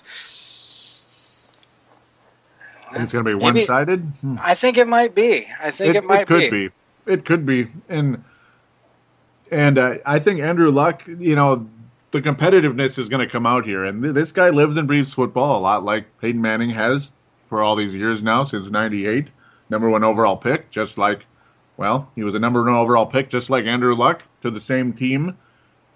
Andrew Luck's got something to prove here, and he's going to come out with that attitude. He wants to prove a point here that, hey, I'm the Colts quarterback, and I'm going to be the better quarterback in the postseason, and I'm going to have a better career than Peyton Manning. With all due respect, I don't think he's the piss on someone's memory type of thing, or piss on someone's career and all that type of thing. But at the same time, I think he wants to be better. He wants to be that guy, and Peyton Manning, obviously, he seems like the kind of guy like he's been there and done that type of thing. Like, he's not as hungry as an Andrew Luck is going to be in this one. Well, here's the thing with these two. Peyton, this could be the end, and this could be kind of like the rising, the passing of the torch, so to speak. Exactly. Yep. And Luck, he has that intangible. Now I don't think he's going to maybe break, say, records statistically that Peyton Manning has set. Obviously, he's got some, he's up there. He's, way up there. But I think that when it comes down to wins and losses and looking at, like, someone that you think is, like, one of the best clutch quarterbacks, like, if you think about that now, I'm sure a lot of people think Joe Montana. Mm-hmm. Oh, yeah. I'm saying he's going to be Joe Montana. I'm just going to say he's going to be rating higher than Peyton Manning ever will. Mm-hmm. And I know this is a rip fest on Peyton Manning. We love you, Peyton. I love doing, by the way, because I'm not bitter. No. Oh, no, that game. No, I'm not bitter from 2006 or nothing, but no. I do the same thing with Drew Brees. Trust me. Oh, I do the same thing. I hate the guy. So I'll say it openly. I am bitter. I'm bitter. I'm beyond bitter. And I want to, whenever I see the Saints lose, I'm just like, yes! I mean, I cheer for Dallas. I cheer for Dallas against the Saints. That tells you how much I love the Saints. I cheer for Atlanta. And, that team, the other one, it's just because it was further back. So I guess I'll give them the benefit of the doubt. I cheer for just about anybody against the Saints. I'd even consider cheering for a certain team. But that team. The team that's, it's just a little bit east of here. And they're still playing, and they're going to be playing this weekend. And we'll save that for temporary. Yeah. Ice Bowl 19. That'll be saved for last, by the way. Yeah. So don't fast forward, ass. That'd be bad. Yeah, you're going to miss out some good talking here. Oh, yeah. Sunday, the weather forecast is 41 degrees as of right now. Probably, it's not the coldest thing in the world, but I don't think that necessarily bodes well for Denver. I mean, if he wants it, if they really want to go out there and kick some butt, they're probably going to be hoping for 50 degrees. And I know it's silly to think the weather matters for Peyton Manning, but it kind of does. It kind of does. It didn't help him in the Super Bowl when it was unbelievably warm in New York City. Everybody thought it was going to be like an ice Super Bowl, and it wasn't. It's a big game. He choked. Choking Manning loses. Yeah, I mean, he got his one. It seems like that's what he is. He gets his 1 year for this, his 1 year for that, and then he's not going to follow it up with the same thing. I mean, he's not going to go back to the Super Bowl after last year. There's just no way, and I don't think he's going to survive this game. It is, as you said, the passing of the torch. That's going to be the theme of Indianapolis versus the Denver Broncos. Wes Welker, to me, I've never really been a big fan. He's not good in big games either, per se. So he's had his moments and all that, but he's really not that finisher type of wide receiver if the Denver Broncos hope to, go on a run yet again. Yep, you're like, what? I was surprised. Was I harsh? No. When you're ripping on Peyton Manning, they're all, you got to rip on the no Broncos. holds barred. Go for it. Yeah, Gloves off. not. It's like, wait a minute. Yeah, it's like we had that awkward silence there. I don't care. Go for it. So maybe we can. So really, ultimately, Colts will beat the Denver Broncos. That's our initial pick. Do you have a kind of a final score, like a rough idea? Oh, geez, 99,000 and nothing. No, Wow. That's a wishful thinking.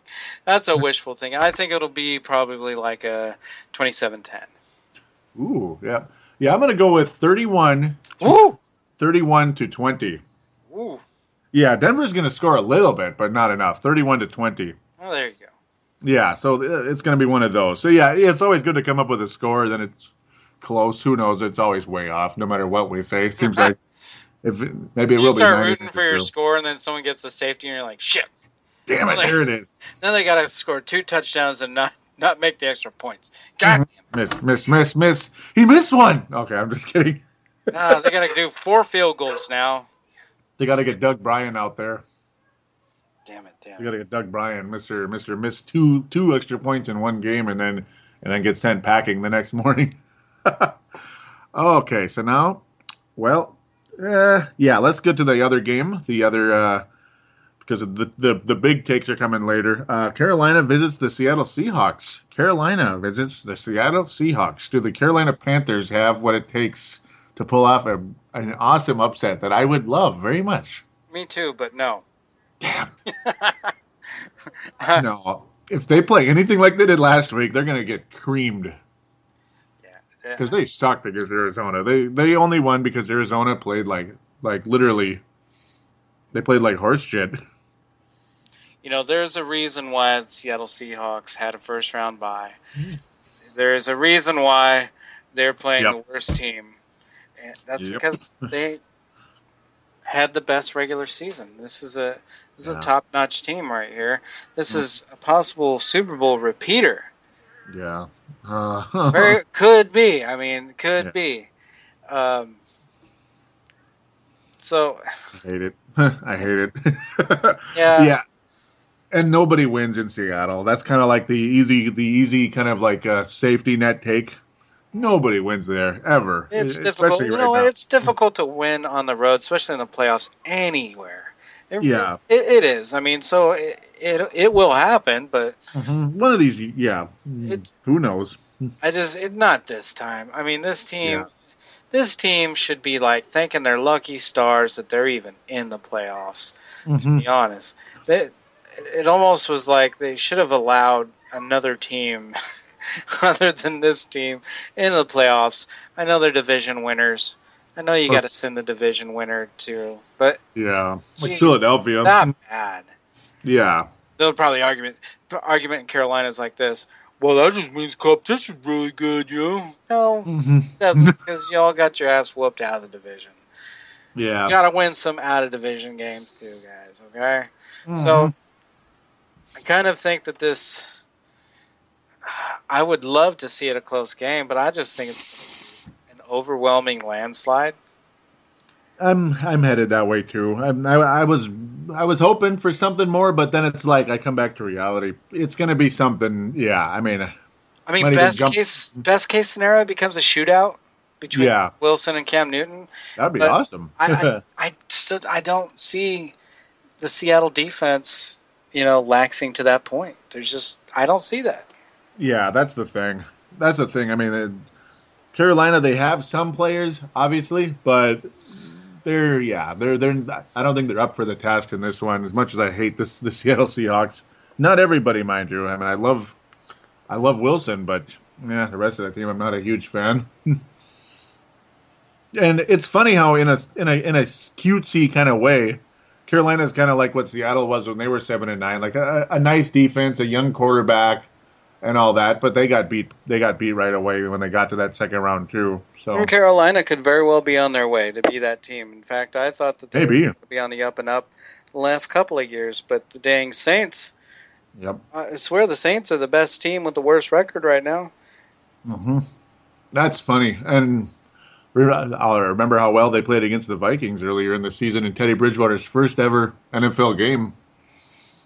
Didn't start in the game, but because obviously, but that was when who broke his ankle. Matt Castle. Yep, broke his foot. Pardon me, foot. Yeah. Well, whatever. Yeah. Whatever. He was gone, right? Yeah. Yep. Done. Carolina's got those aging running backs, though. Jonathan Stewart had a great game last week, but I don't think he's going to repeat it. And who are the Vikings going after next? Matt Schaub, a guy that can't complete another season, right? No. Jeez. No. Oh, Matt Schaub. Yikes. Yeah. Hey, I'll put up fantastic numbers for 6 weeks, i.e. Michael Vick. Out for the season. Yep, or this or that. Oh, you got used to me? Oh, we're doing good? Oh, out. Yeah. Yeah, that's Michael Vick. That's Michael Vick in a nutshell. Pretty much. And yeah, Seattle's going to win something like 34-3.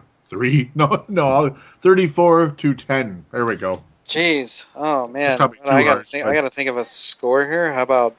Thanks a lot, Joe. How about, 37-3? Woo, boy. Yeah, And then Frank Reichel stood up, and then here come the Panthers. No, I'm yeah, kidding. You know, yeah. he did Right. play there, didn't he? I think he did. Did he play for Carolina too? I think so. There I go, going crazy. I think he did. Oh my God, My I think he goodness. did. That must have been in the Kevin Green days, huh? Oh yeah, like way back at the when they were expansion. I think he Back was when like, back when Carolina could only beat the 49ers. I remember that. yup, and that's what they did. They beat the best team in the league, and then that's it. They've been Yeah. like, Oh, we're done. Yeah. and then they go all the way to the what was it? They went to the conference finals against Green Bay. It was like, holy smokes, they started really quick. Carolina Panthers. Yeah, I mean, I really like that team. The defense, the quarterback, all that. But this just isn't their year. Maybe next year they get things together. It's crazy how good they played after the Vikings manhandled them in the TCF Bank Stadium. But yeah, again, last week they kind of looked like the Panthers that stunk most of the year. It's funny how excited they were about the game. I mean, I'm glad for them they won, but yeah, Arizona was just they're just done beyond belief. Yeah. And Carolina's going to probably look that way after this game. Hope I'm wrong. Hope I'm wrong. Hope I'm wrong. Hope I'm wrong. Knock on wood. Yeah. You're like, yeah, right. I hope for a good game, but it's not. I don't see it happening. No, not me neither. Maybe So now, Seattle put some second stringer defense with guys in there. Maybe mm-hmm, that ain't happening. prevent defense. No. Yeah. Yeah. A prevent defense only does one thing. Boom! Prevents you from Defense. winning. Mm-hmm. Now here's a guy in a prevent defense that doesn't want to win a game. Mm-hmm. Anyways. Yeah. It's only good on the final play of the game, per se. Yeah. Otherwise, when you're moving the chains every single down, Keep everyone in front. Yep, that's the whole thing. That's all it is. Just preventing the big play, but like 20 yards, 10 yards, 15, 10, 5, 8, damn it. Nickel and dime your way to a game-winning drive. Yay! That's what happened with the Vikings about 9 million times in the old days. So now something that's there's gonna be a big take in this one, and it might not be what you think, but we'll see. It'll be something interesting. Baltimore at New England. Baltimore at Boston. Baltimore. I like it. I like this game, and we've seen these two play many, many times, and they've had the good games and bad games with each other. Baltimore's had some nice success against New England. New England's had some success against Baltimore. Mm-hmm. New England's playing their ass off this year, though, and I like the pieces they have. I really do. This is going to be a really, really good one. Are you looking forward to this one? Yeah, this one is going to be cool because I know that probably some people are thinking, hey, there's some post somewhere that I said, oh, the AFC doesn't matter. Mm-hmm. and I chose, I said Dallas will win and Arizona will win. The AFC doesn't matter. I think that was my comment. Look at you. Yeah, look at me. But this is actually, I think this is going to be a pretty good game. You have one of those offenses that just doesn't quit for some reason. Once again, they put up, unbelievable numbers for. It's like how many years in a row is this going to work out for you? Whatever. And Baltimore, another, on the opposite side of the ball, is one of those teams that puts together a fantastic defensive squad, no matter what, no matter what. Yeah, no matter who's playing for them, whether they have 20 years in the league and ducked out of a manslaughter charge or a murder charge, it doesn't matter. Mm-hmm. It's the it factor, and it must come down to the GMs and the coaching staff. It must be that winning combination of those two, able to put the right people on the field at any given time to make these teams strong as in their offense and defensive ways. Mm-hmm. Now I'm not cutting Baltimore's offense out, but for so many years, Baltimore's defense was just right, off the charts, just unbelievable. Fantastic. Could wind up winning a game for you if you're 2 scores down. They could score 2 touchdowns like that. Mm-hmm. You just never knew. They were a fantastic squad. Still are a fantastic squad. I think now in the last few years, they're actually a little bit more even keel with having a running game and, a pass attack. And I don't know if the previously the Carolina Steve Smiths are going to become the Baltimore Steve Smiths. Mm-hmm. Could very well happen. I don't know. We will see. But I think if I'm picking the game here, which I am, I'm going to take New England. Yep. Yeah, I mean, I like the pieces that New England's put in. Baltimore, the offensive side of the ball, yeah, it's limited to a point. And I think that's going to be their downfall. Not because they're not good enough, but because look at the defensive players New England added this season in the offseason. I mean, look at it. You got Darrelle Revis, and of course, guys like Devin McCourty have continued to get better and better since he was drafted not too long ago. But guys like Darrelle Revis and Chung and Browner, I mean, it's a really nice secondary that they have, and I think that's going to pose a problem for Baltimore. And Tom Brady's having one of his best years ever, and for Tom Brady to be having one of his best years ever, he must be having a really damn good season, to be quite honest. Exactly. So, yeah, this is. A lot of people might have been thinking, how Joey's always on Baltimore's jock in January, and they are good, and they're always going to win at least one playoff game in January. And luckily, New England's not stuck playing them in that first round, because that's usually when the Patriots lose to Baltimore. And a couple years they did lose to Baltimore in the AFC Championship game, but I don't get the vibe that Baltimore is on the magical run this year. I think New England's on the magical run this year. Ooh. Tom Brady has been unbelievable since they questioned him early in the season when they're like, boy, I guess he's done. They basically were like, is Tom Brady done? He sucks now. He can't play anymore. And then basically ever since then, which of course conveniently was week 3 when the Vikings played the New England Patriots, that was an absolute ass whooping of epic proportions. He carved up the Vikings like prime rib. And we're talking very, very tender prime rib, not chewy, dried up prime rib. We're talking thin stuff. Slice and dice. Yeah, he tore us apart, and he always has. Vikings have never come close to beating the Patriots since he has been the quarterback. And, okay, not that has anything to do with Baltimore, but I do think this is one of the years that New England beats Baltimore. I think they're a team of destiny. They have a lot of good pieces. And this wide receiver by the name of Edelman is a really big-time piece for them. And Gronk is healthy. He's healthy. That's a good sign, too. That hasn't happened in the playoffs in a little bit. Like, maybe ever. And this LeGarrette Blount, what a nice addition.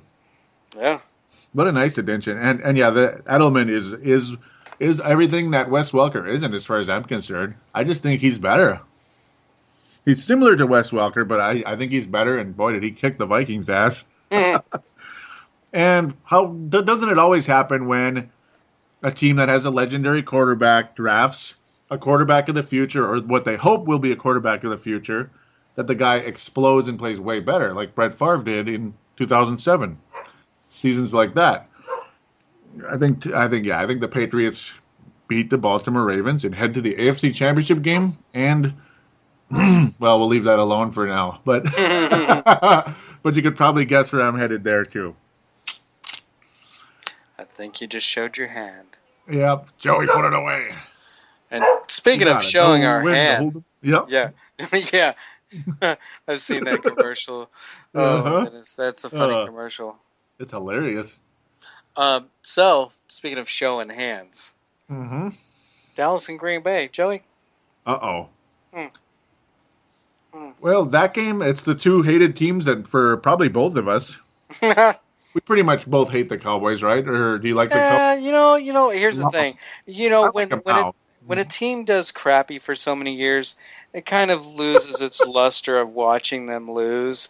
And so I think that was the case for the 49ers for me for a while. I was like, this Jeff Garcia guy, he really tries. He plays injured. I like this Jeff Garcia guy. I can kind of root for him. But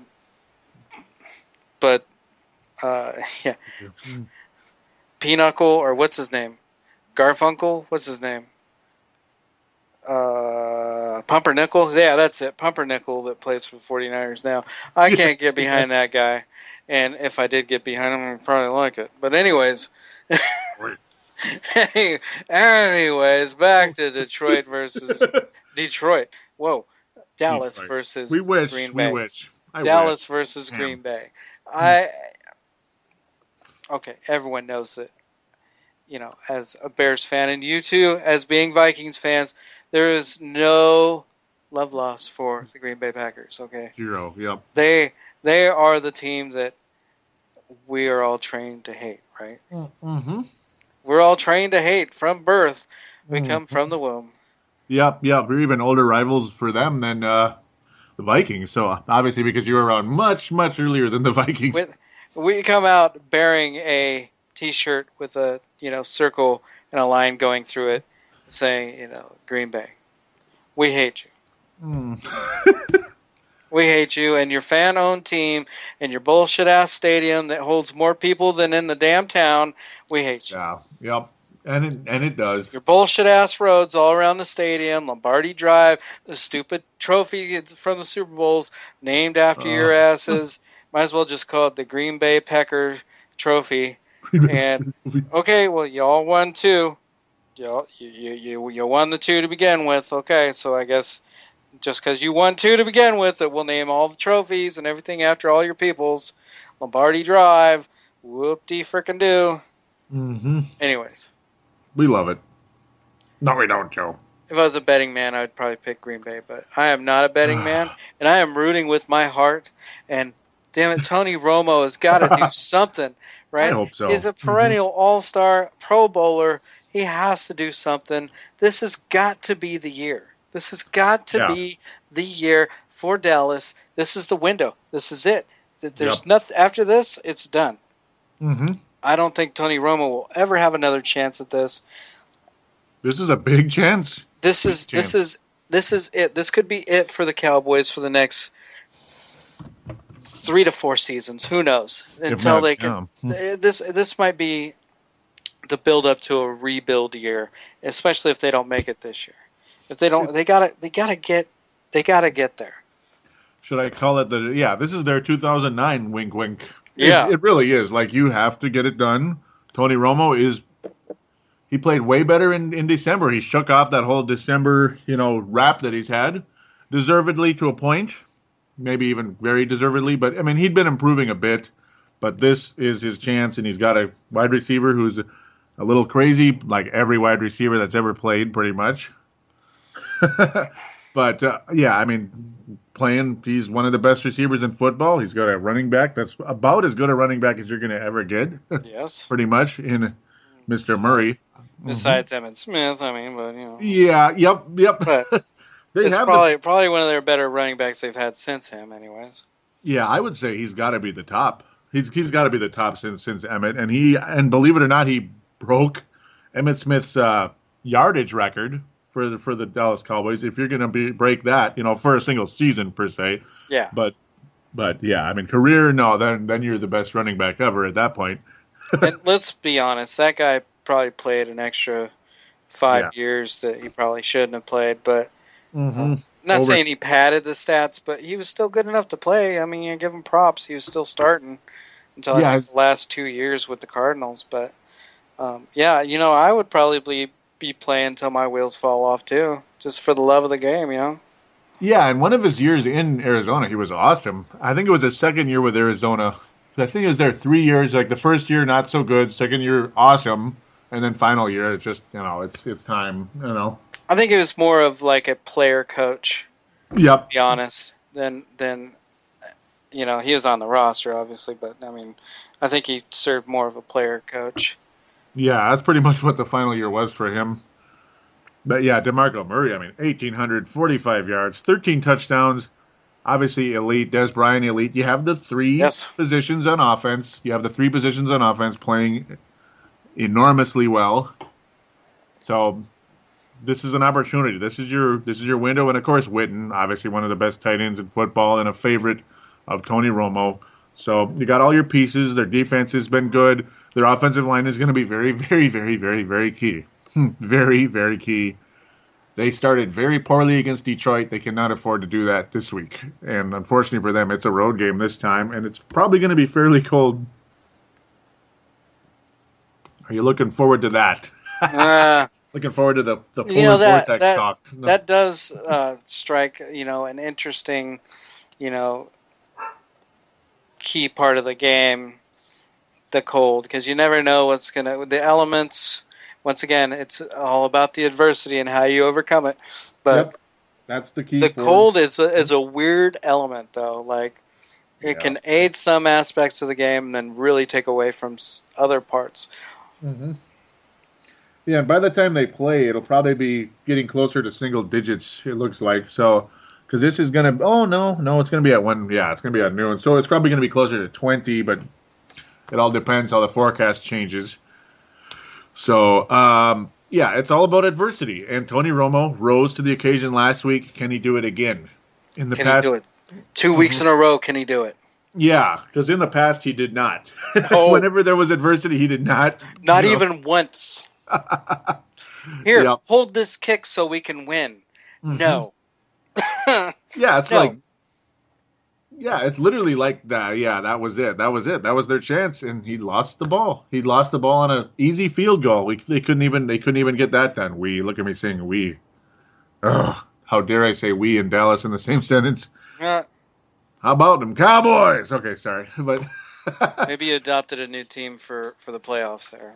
Maybe, yeah, no. And there's maybe no. It's New England without a doubt, and they kind of have been forever, pretty much. If the Vikings are out, it's the Patriots. I'm staring at the hat and jacket over there. I've had those for a long time now, and it's funny we haven't even mentioned the quarterback for the Green Bay Packers because Tony Romo is such an X factor in this game. Who cares? Isn't he? You know what? Here's the thing. Okay, Aaron Rodgers. I like Aaron Rodgers. He's a Cal quarterback. He was so snubbed in the draft. Yes. So snubbed. And here's the thing too. Like Alex Smith, he didn't give a shit where he was going, and it couldn't have been anywhere. Rodgers wanted to play for the 49ers. That is his childhood dream. That was his team as a kid growing up. Mm-hmm. They snubbed him. They snubbed him. They went for Alex Smith, a guy that only played in shotgun offenses. He hardly took any snaps from under the center. Mm-hmm. And then that's what their offense at the time they ran was basically under the center all the time. He didn't get any of his reads, and it's like, you had the perfect guy. Like, here's the thing. Like, when you draft a guy you're his team. Like, you're his team all throughout high school and being a kid. Don't you think, like, you're going to get that extra umph? You're going to get that little tiny bit of extra because that's his dream, and it's coming true, and he doesn't want to fail at that dream. So, anyways, now he's Green Bay Packer, and screw you. Yep, that's the problem. Yep, screw you. Yep. Just imagine how I'd be if I was the Viking quarterback. I mean, because all the losses and all that good stuff in the big games, how much I'd want that to end. Oh, you could just imagine when you have that extra, or in his case, to fall in the foot. The damn trophy, damn it. Yeah, the sons of biscuits. Yes. I don't even care. Name it the Al Davis something. I don't even care anymore. Whatever. The Mike Zimmer Trophy. Yeah. Hey, that's better. Not yet, right? And obviously they have all the pieces that you'd want for a team. You have the best quarterback in football. You have a phenomenal possession receiver, at minimum possession receiver in Randall Cobb. Yeah. You have a power running back who is hardcore legit. If you say so, whatever. And another guy, and I know, I know we both hate him. I don't want to see any good in this team. Okay, Aaron Rodgers, that's it. Yep, Aaron Rodgers good. Yep. Aaron Rodgers good. They might win. And they have the big play defense that can give up the big plays. That's kind of what it is, too. That's another key. Can the Green Bay defense get the pick six or the 19 sacks against Tony Romo, or will Tony Romo not throw interceptions, be composed, and not be on his back in the game? That's going to be the big key in this one. What is going to happen in this game? It's almost like a coin flip in a way. Even though, I'm rooting it's with the my heart. inevitable. I'm so rooting with my heart in this one, and I Yeah. so shouldn't, but I'm rooting with my heart. I like the Cowboys. I like them 21-17. There, I said it. I said it, Whatever. okay? 21-17. I said it.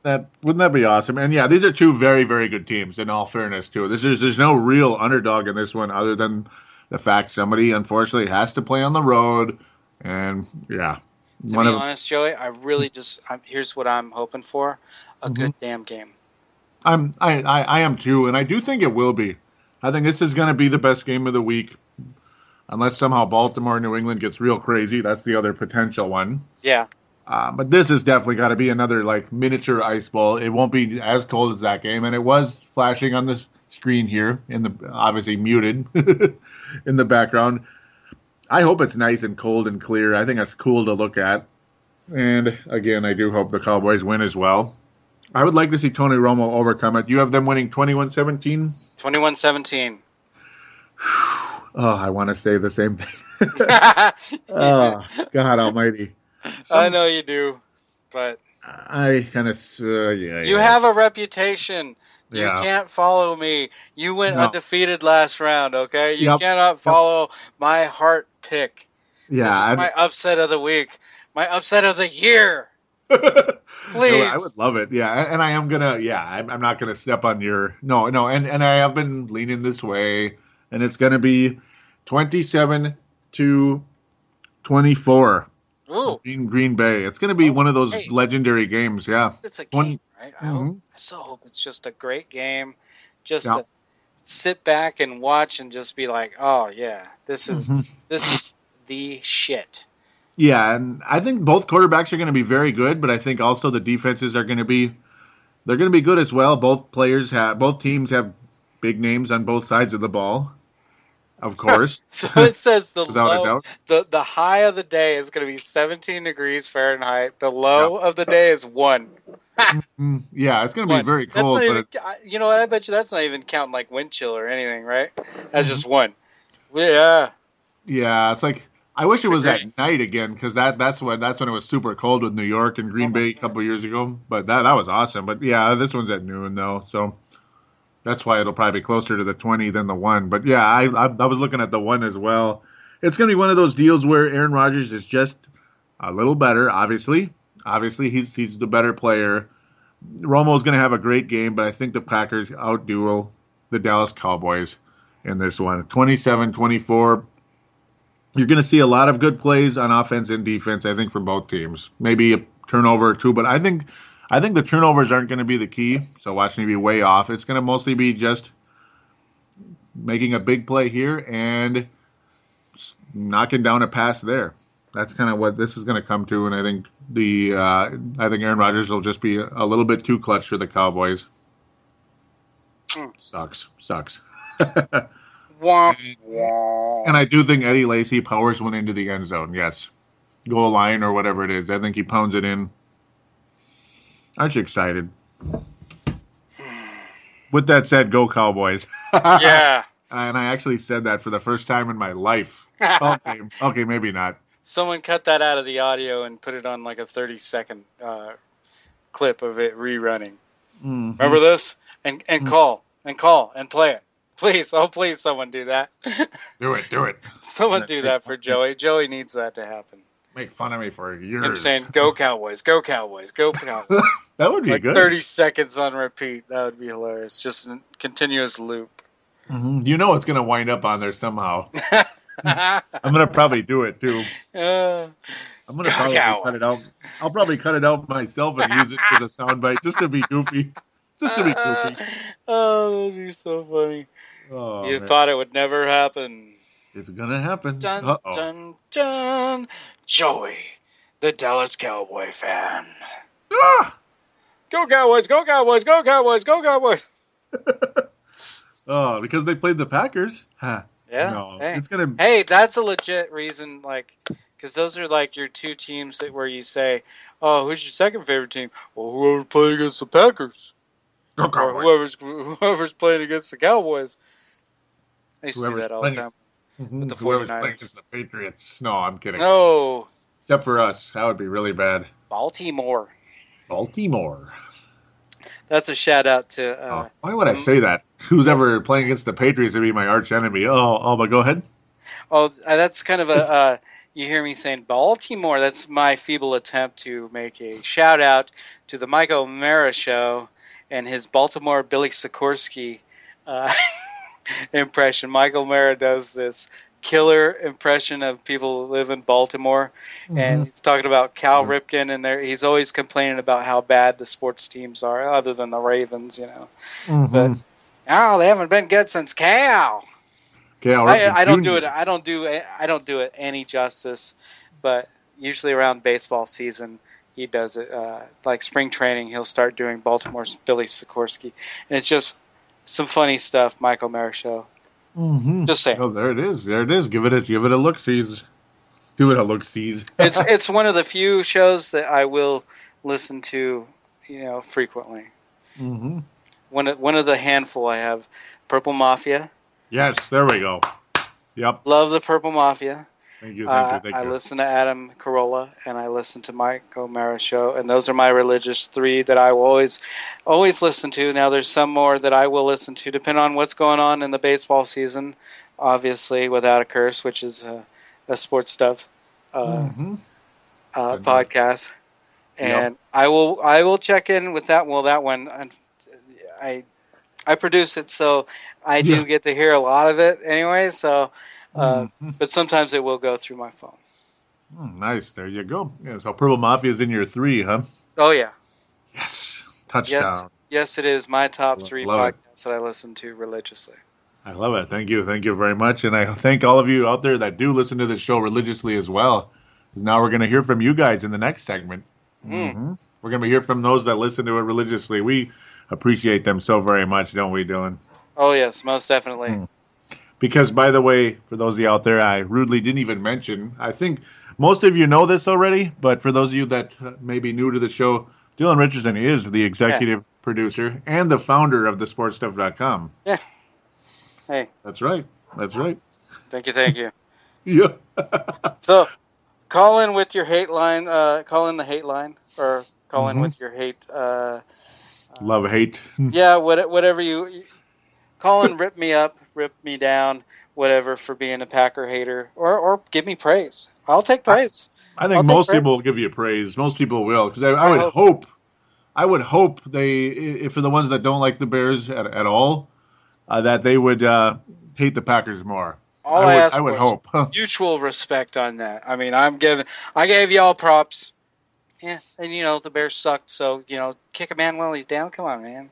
Yeah. Yep, and here comes Rex Ryan. No, I'm just kidding. That ain't gonna happen. You know that. No. Yeah, that ain't gonna happen. Are you kidding me? There's no way that's ever gonna happen. The Bears hire someone with nobody's heard of an A-list coach, Rex Ryan. No, they're gonna hire some Canuck. I don't know what the hell. So, anyways, hey, we're anxiously awaiting all of your hate, all of your venom, or all of your praise. Hit us up on the phone lines. That's 209-736-7877.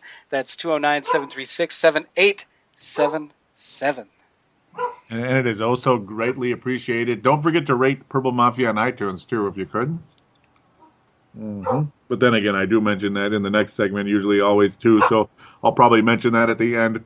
I just want to make sure we have the phone number in there, because I will be sifting through after and looking for some praise. I don't know. Give them some praise. I don't know. Hate is almost as good as praise at this point. It's just. Anyways, it's fun. I always enjoy being on your show, Joey, and I hope to be back again, possibly very soon. Oh yeah, like during the postseason for sure. But then hopefully, See, last year we lost touch a little bit because you had to change your phone. You had a new phone. Oh so, that whole thing. I was gonna have you on for the preview, and then I couldn't reach you.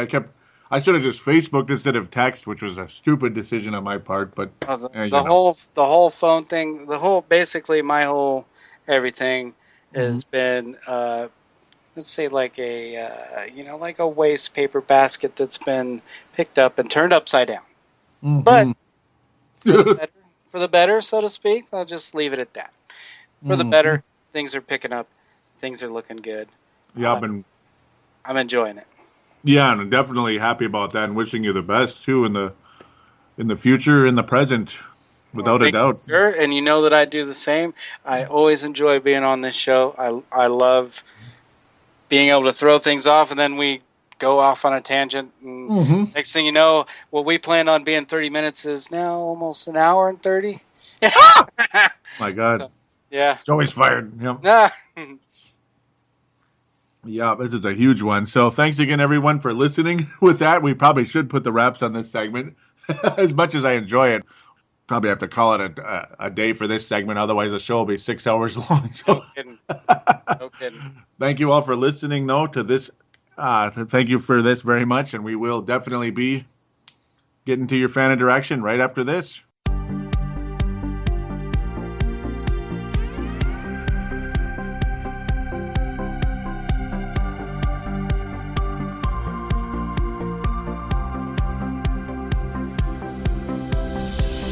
Do you shop on Amazon?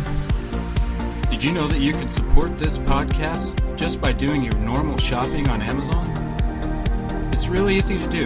Just go to thesportstuff.com and click on one of the many Amazon pictures. Do your normal shopping, and Amazon sees that we referred you, and they give us a percentage. We'd like to thank you in advance for supporting thesportstuff.com, and please use our Amazon link. Now enjoy the rest of the show. We are going round like Saturn dreams. Contact us and support Purple Mafia by liking us on Facebook and following us on Twitter. Don't forget to call into our phone lines at 209-736-7877. That's 209-736-7877. And we are back here on Purple Mafia Fan Interaction segment. Oh my goodness, it's so fun to have Dylan Richardson on this show. So much fun, and he'll be back next week without a doubt. It's going to be the bomb. We're going to talk about the second round and the conference finals and all that good stuff. Gotta like that. Gotta like that without a doubt. So let's get to the fan interaction segment. No calls that I know of at this point in time. And if there are, we'll just have to forward them into next week, and I do apologize for that. Let's pick up where we left off. That is, let's talk about what people had to say about last week's show, or whatever it was, responses to this and that during the show. Like I always do, like when I post the new show's out, there's usually a comment or two in there. 3 this week, Brent Jacobson saying I meant to call in, but my phone battery was dead. I'll call in for the next episode and try to predict off-season departures. And yeah, you're still very welcome to say that, and that kind of call will never be old. Per se, it'll never be outdated because at least not for another 6-7 months. So off-season departures and all that good stuff. Very welcome to the show, and hey, nothing wrong with talking some postseason football either. There's nothing wrong with that at all. Tanae Brown saying I like the title of this one. Downloading tonight to listen at work tomorrow. Thank you always so much for that. Gerald String saying thanks for the gold star, Joey. That will require me to have a tall grass tonight. Gotta like that. Gotta like that. I remember last week, I believe he had Vanilla Bean, Buffalo Sweat, and Tallgrass Ethos, the IPA version, which, I haven't done a commercial about that one, but obviously I say to check out the website. You'll see everything there, tallgrassbeer.com. So, yeah, gotta like that. That's where you can learn more about all the different types of beer. That one is an IPA, so the bitterness units are, they're sky high. Lots of hops. Black Monday. Quite different from Black Friday, though at the same time, no, it's just way different. Much more like Black Tuesday, at least for these guys financially, unless they do get another job, and a lot of them do get another job at some time, some way, eventually. The Jets' Rex Ryan is gone. Falcons' Mike Smith, gone. Bears' Jim Tressman started the Black Monday firings at that course of time. And, of course, Jim Harbaugh headed to Michigan. More to come and all that good stuff. Well, because there's going to be new jobs taking place. The San Francisco 49ers have talked to some people along the way. Rex Ryan, one of them. Who knows what's going to happen there? I wonder where Rex Ryan will wind up. We'll talk more about that when the time comes, because right now nothing's going on. So speculating on it, well, there's nothing really to even speculate yet. There's just people have been interviewed a little bit, or at least they're talking to him a little bit. Nothing major as of yet. I believe only one comment. Yeah, Jerry Hicks saying, I was hoping the Bears would keep Pressman. That would keep them in the cellar for a while. My early prediction is the Cards defensive coordinator goes to the Bears, and that would be a nice move. That would be a very nice move. That being the Arizona Cardinals, and I feel bad for them. I feel very bad for that team. I mean, they really, they're good, and Bruce Arians is so good. Oh, man. I mean, oh, man. I posted something. I don't even know why I posted this. Maybe just to, I don't know, because it's kind of weird, and thought maybe you guys would find it interesting, being we had some wide receiver troubles this year. The Chiefs wide receivers went the whole season without catching a touchdown. I've never seen that happen before. That is a anomaly. That is an absolute anomaly. So that's probably the main reason I posted that. 2 comments. Felix Chappelle out of Germany saying, did someone say Cordero? At least he's got one. That's really a bummer, but I guess if you have Kels, Charles, and Davis, you don't need your wide receivers to put up touchdowns. But 0? Yeah, I mean, exactly. Not... Yeah, I mean, you're not, what the wide receiver, the passing game, not quite as important, I suppose, but then again, I mean, you got to have some type of passing game with the wide receivers, but I suppose they work things out with tight ends and running backs and such. Sebastian Ball saying, watch us sign one, rolls on the floor laughing my ass off. Yeah, pretty crazy. Continuing, a very nice article. So not somebody I really endorse much, but I listened to the show because of Judd Zulgad. But yeah, Mackey's musings. Yes, I'm drinking Teddy Bridgewater Kool-Aid, and he's talking about some very interesting stuff on there, without a doubt. Dave Hickey responding, saying, I do believe we found our quarterback for the next 10 years. And yeah, I mean, there's some interesting stuff in there about Teddy Bridgewater that actually, the whole Tim Hasselbeck was saying that, how Teddy Bridgewater's got difficulty throwing passes beyond 20 yards and such, and that's not a good sign. He's just going to be a good backup and all that stuff, not really a starter or certainly not an elite quarterback in this league long term. But then he winds up being 10th in the NFL in deep pass accuracy this season. Passes that travel at least 20 yards in the air, ahead of established quarterbacks like Peyton Manning, Tom Brady, Russell Wilson, Ben Roethlisberger, Phillip Rivers, Matthew Stafford, and Eli Manning. Damn, he was ahead of those guys. So that's a good sign. That's encouraging. Knock on wood. Knock on wood. But yeah, I mean, obviously it's not like comparing him to those guys necessarily yet. But regardless if you're comparing them or not, that's a good sign. You don't really hear people complaining about Ben Roethlisberger at all. He's actually got a pretty good arm, and he's had multiple 6-touchdown games this year, which is nuts. God rest his season. Phillip Rivers, obviously one of the better quarterbacks in all of football, even though he's a bit of an ass. But hey, he's a good player, and he's not enough of an ass to be a good player, I suppose, to be a welcome member of that team. He's kept those guys very competitive. They've been a nice January team over the years. This year, though, unfortunately for them, no January. Yeah, no January. It's the Chargers and the Ravens. They're tricky teams, man. They're tricky dicky teams out there, without a doubt. Yeah, I mean, Peyton Manning, not really known for his arm necessarily, but obviously just a legend. 1 million touchdown passes every year, 1 million yards. Tom Brady, same thing, except probably even better. Russell Wilson, I mean, hey, a young guy that you'd compare him to. He's a little bit on the smaller side, and he's new. He's new to the, he's very young. So that's definitely a guy you'd want to potentially compare Teddy Bridgewater to. It's kind of similar personality, like just a all-around, like, smart, intelligent player with some athleticism, but not all athleticism all the time. Just a really good quarterback who gets it done. Got to be my favorite Seattle Seahawk, to be honest, Russell Wilson. Because I do not like the Seahawks, but I respect Russell Wilson to death. Yeah, I mean, and Eli Manning's a guy I've compared Teddy Bridgewater to, because I think he can be very clutch. I think he can be. And obviously Eli Manning's clutch ability has been due noted. I mean, it's helped them win 2 Super Bowls, despite the fact they've had to win every single playoff game on the road. They've been unbelievable on the road, Eli Manning. Just, them and the Giants, when they had the opportunity to play on the road in the postseason this year. Not one of those. A very interesting fact. And yes, Dave Hickey stating something that I would like to agree with without a doubt, that we hopefully have found the quarterback for the next 10 years plus. That would be beyond unbelievable. Very amazing fact. So thank you, Phil Mackey, for that. Obviously, gonna cite him. Very good stuff. Very good stuff. Sebastian Balls posting a picture where Teddy Bridgewater's walking by wearing his purple shirt that says Vikings, not jersey or anything, and there's a guy wearing a Teddy Bridgewater jersey, kind of waving down at him from the railing there.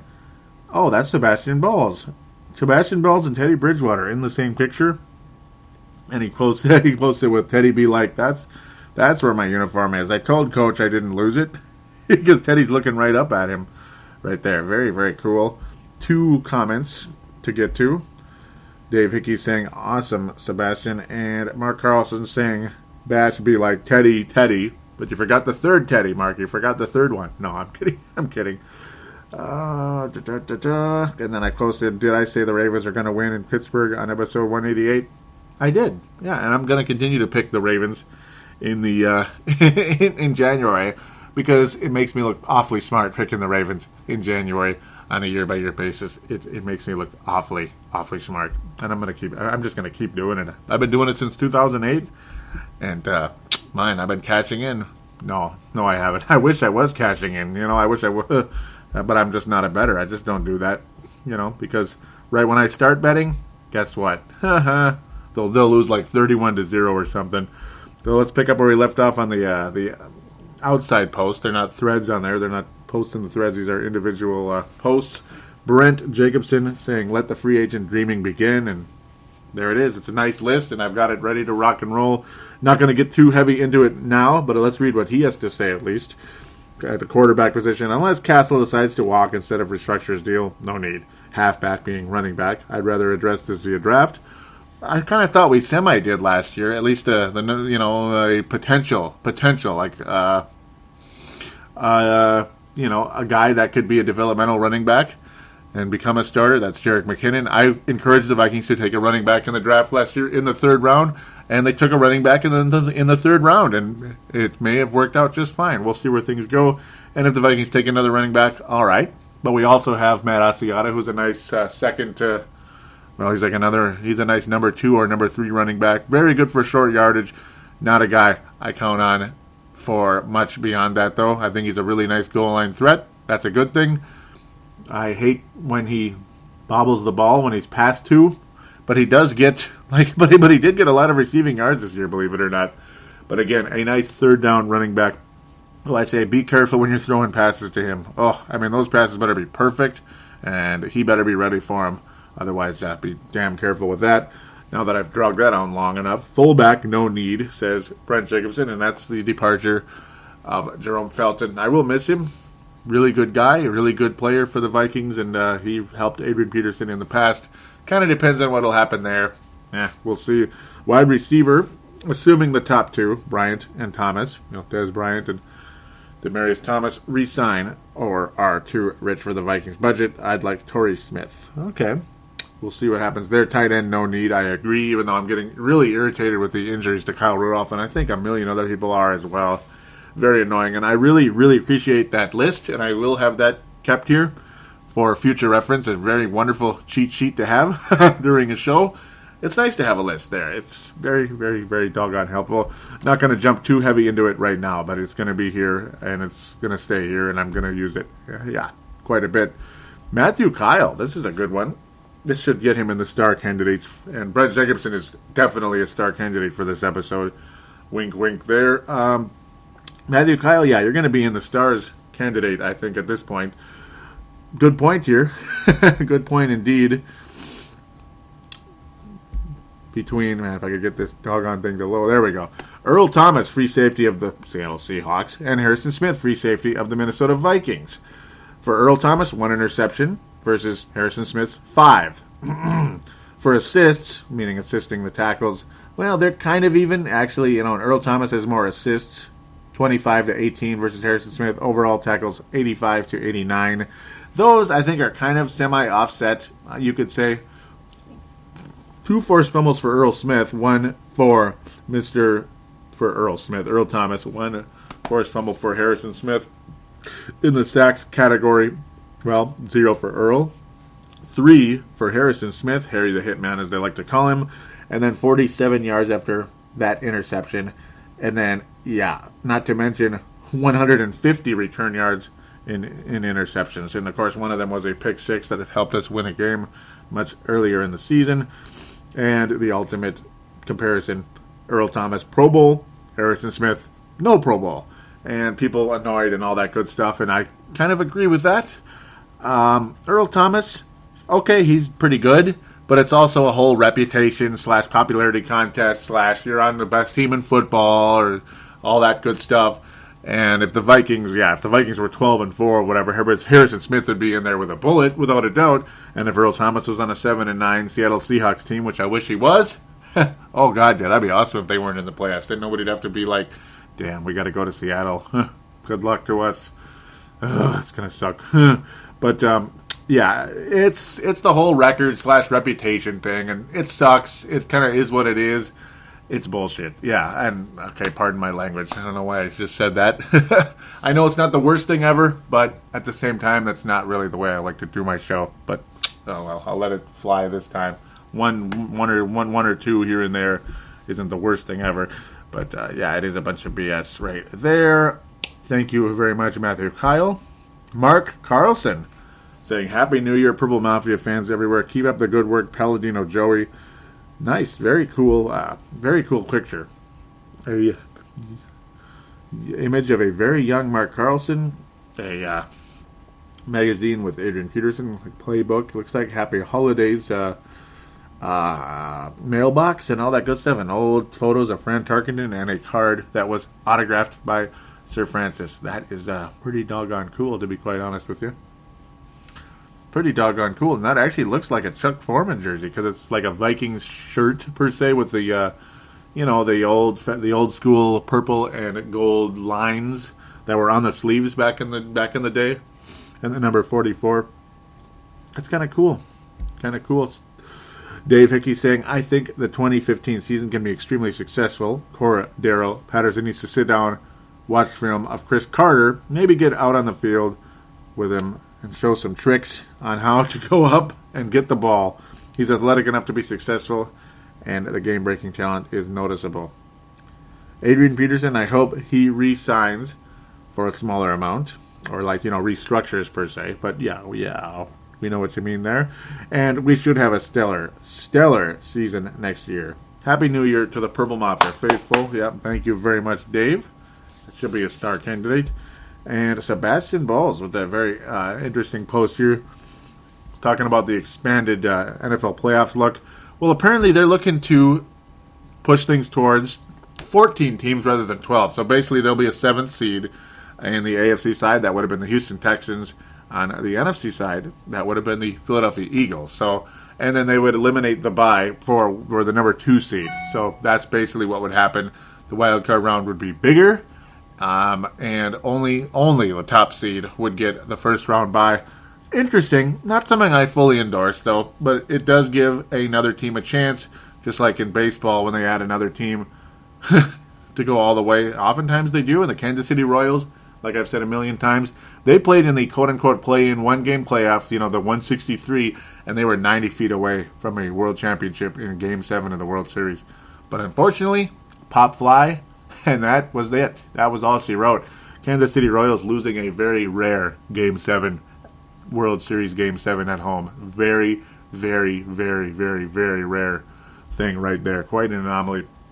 So, yeah, I mean, it does open the possibility for an underdog like a New York Giants type team with Miracle written all over them. Miracle on turf, since we've already had Miracle on ice. There was 2 Miracles on turf, and they both were in New York. The same team, same quarterback and all that, same coach. Who knows? I don't think the Houston Texans would do anything necessarily. Philadelphia Eagles, though? That's an interesting team that you never know. And in the future, there might be another interesting team that you never know. I like that side of it, but I don't know. So, I mean, I've really enjoyed the way things are, and I'm used to it. So I don't think it's the worst thing ever, though. It's kind of like, I guess we'll just see what happens, and, well, Who knows? Maybe it will happen. But it kind of sucks if you're the number 2 seed and you no longer have the first round bye, I suppose. That kind of sucks. But, well, I guess that's on you for not being the number 1 seed. And now an off Minnesota Vikings topic, but a sporting media topic, we'll say. So Brent Jacobson posting this on the Purple Mafia page saying, not directly Vikings related, but rest in peace, Stuart Scott. Yeah, Stuart Scott. It's just like, wait, what? I just couldn't believe it. Yeah, Stuart Scott, the very, very, very familiar face and voice on ESPN, one of the main anchors of ESPN television. We saw him all the time. It was Channel 25 here, ultimately. And then you switch over to HD. It's like, 201 or whatever. But that's just in, the western suburbs of Minneapolis and such. It's obviously different everywhere else. It just is, obviously, because it is what it is. But, man, a very familiar voice, a very familiar name. Always good, always fighting through sickness and such. He's had multiple sicknesses, multiple bouts with cancer. Apparently, well, he lost the fight ultimately.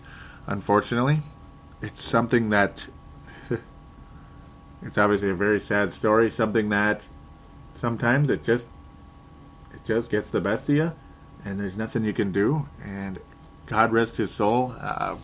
One of the true great sports anchors. He died at age 49. Ultimately, I'm never really good at this kind of thing per se, because, well, I mean, it's just sad. It's shocking, and you just can't believe it. He's the same age as Scottie Pippen, and he was born in Chicago as well, but ultimately grew up in North Carolina, and now, unfortunately, he's no longer with us. So,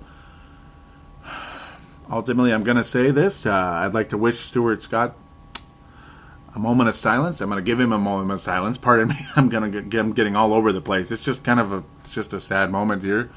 And I'm going to give him a moment of silence, and here it is.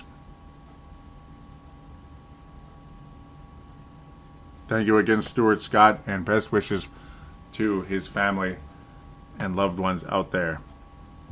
So that'll wrap up the Facebook page. Not sure there's much going on Twitter. In fact, I don't think there is, but I'll check it very quickly, and then we'll wrap up the show. Apologize if I sounded a little awkward before. You just kind of just at a loss of words. Just can't believe it. It's just boom, gone, just like that. I just couldn't believe it. So again, apologize if that sounded a little bit awkward. It's something that, it's never, obviously it's never easy, just like all these commercials they show, things like that. So, basically, all I had to say mostly was kind of going off and pissed off about that Gopher game. That did not go well at all. A game where the Gophers were ahead for a while. They were ahead. They looked really good, in fact. They kind of reminded me of what the Detroit Lions did today. Great. They were winning most of the game, and just, well, the only good part for the Lions is they didn't get steamrolled later in that game into the fourth quarter, like the Gophers did by the Mizzou Tigers. That was quite disappointing, quite frustrating, and it's just like, it's just Minnesota all over again. Kind of like Gopher hockey in the national championship game last year. They were doing good early on, and then it just like a freight train hit them, and that's it. I mean, it's over. There's nothing you can do. It's ball game. It sucks. So let's leave that alone. But I also was ranting a bit about KFAN with way too much coverage, in my humble opinion, and my arrogant opinion, or whatever it is, about that preseason game. It just drove me nuts how long they drug it out. Just way too long. They talked about about the bowl game and such, like previews and such, for almost like 12 hours in like the Dan Barrero segment, the Dan Barrero show, pardon me, about 3-4 days straight, Gopher talk. And, let's mix in like 5 seconds of Timberwolves or Wild here and there. But let's get back to the Gophers. And it was like the whole show. Justin in Rochester, being Justin Day, saying, what else was there to talk about? Come on, there's more to talk about than just the Gophers. I'm sorry, but there is. Regardless if it's good or bad news, there are 4 other teams in this town to talk about. Oh, and by the way, there might be Gopher basketball if you like that, which I do. I don't want 3 hours of it, but yeah. Go for hockey, maybe.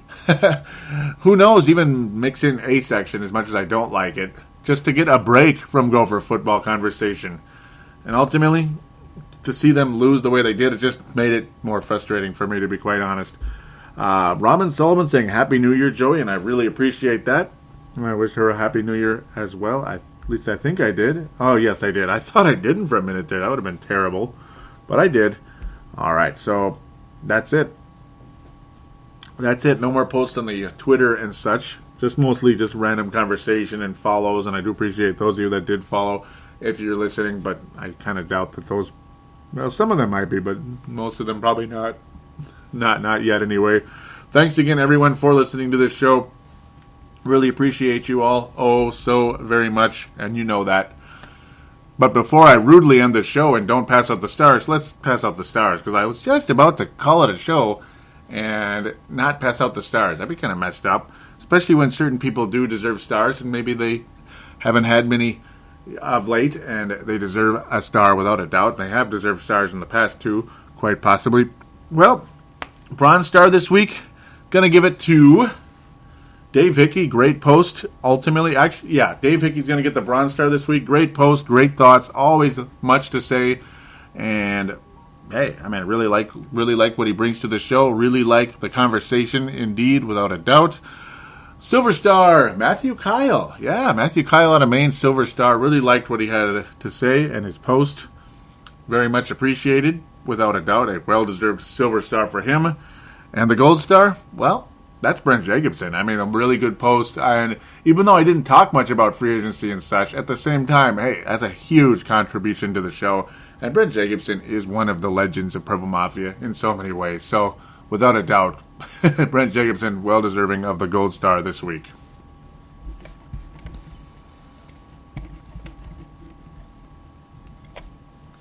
Thank you all so much for listening, and thank you again, Brent Jacobson, indeed, for your contribution to the show on a week-by-week basis.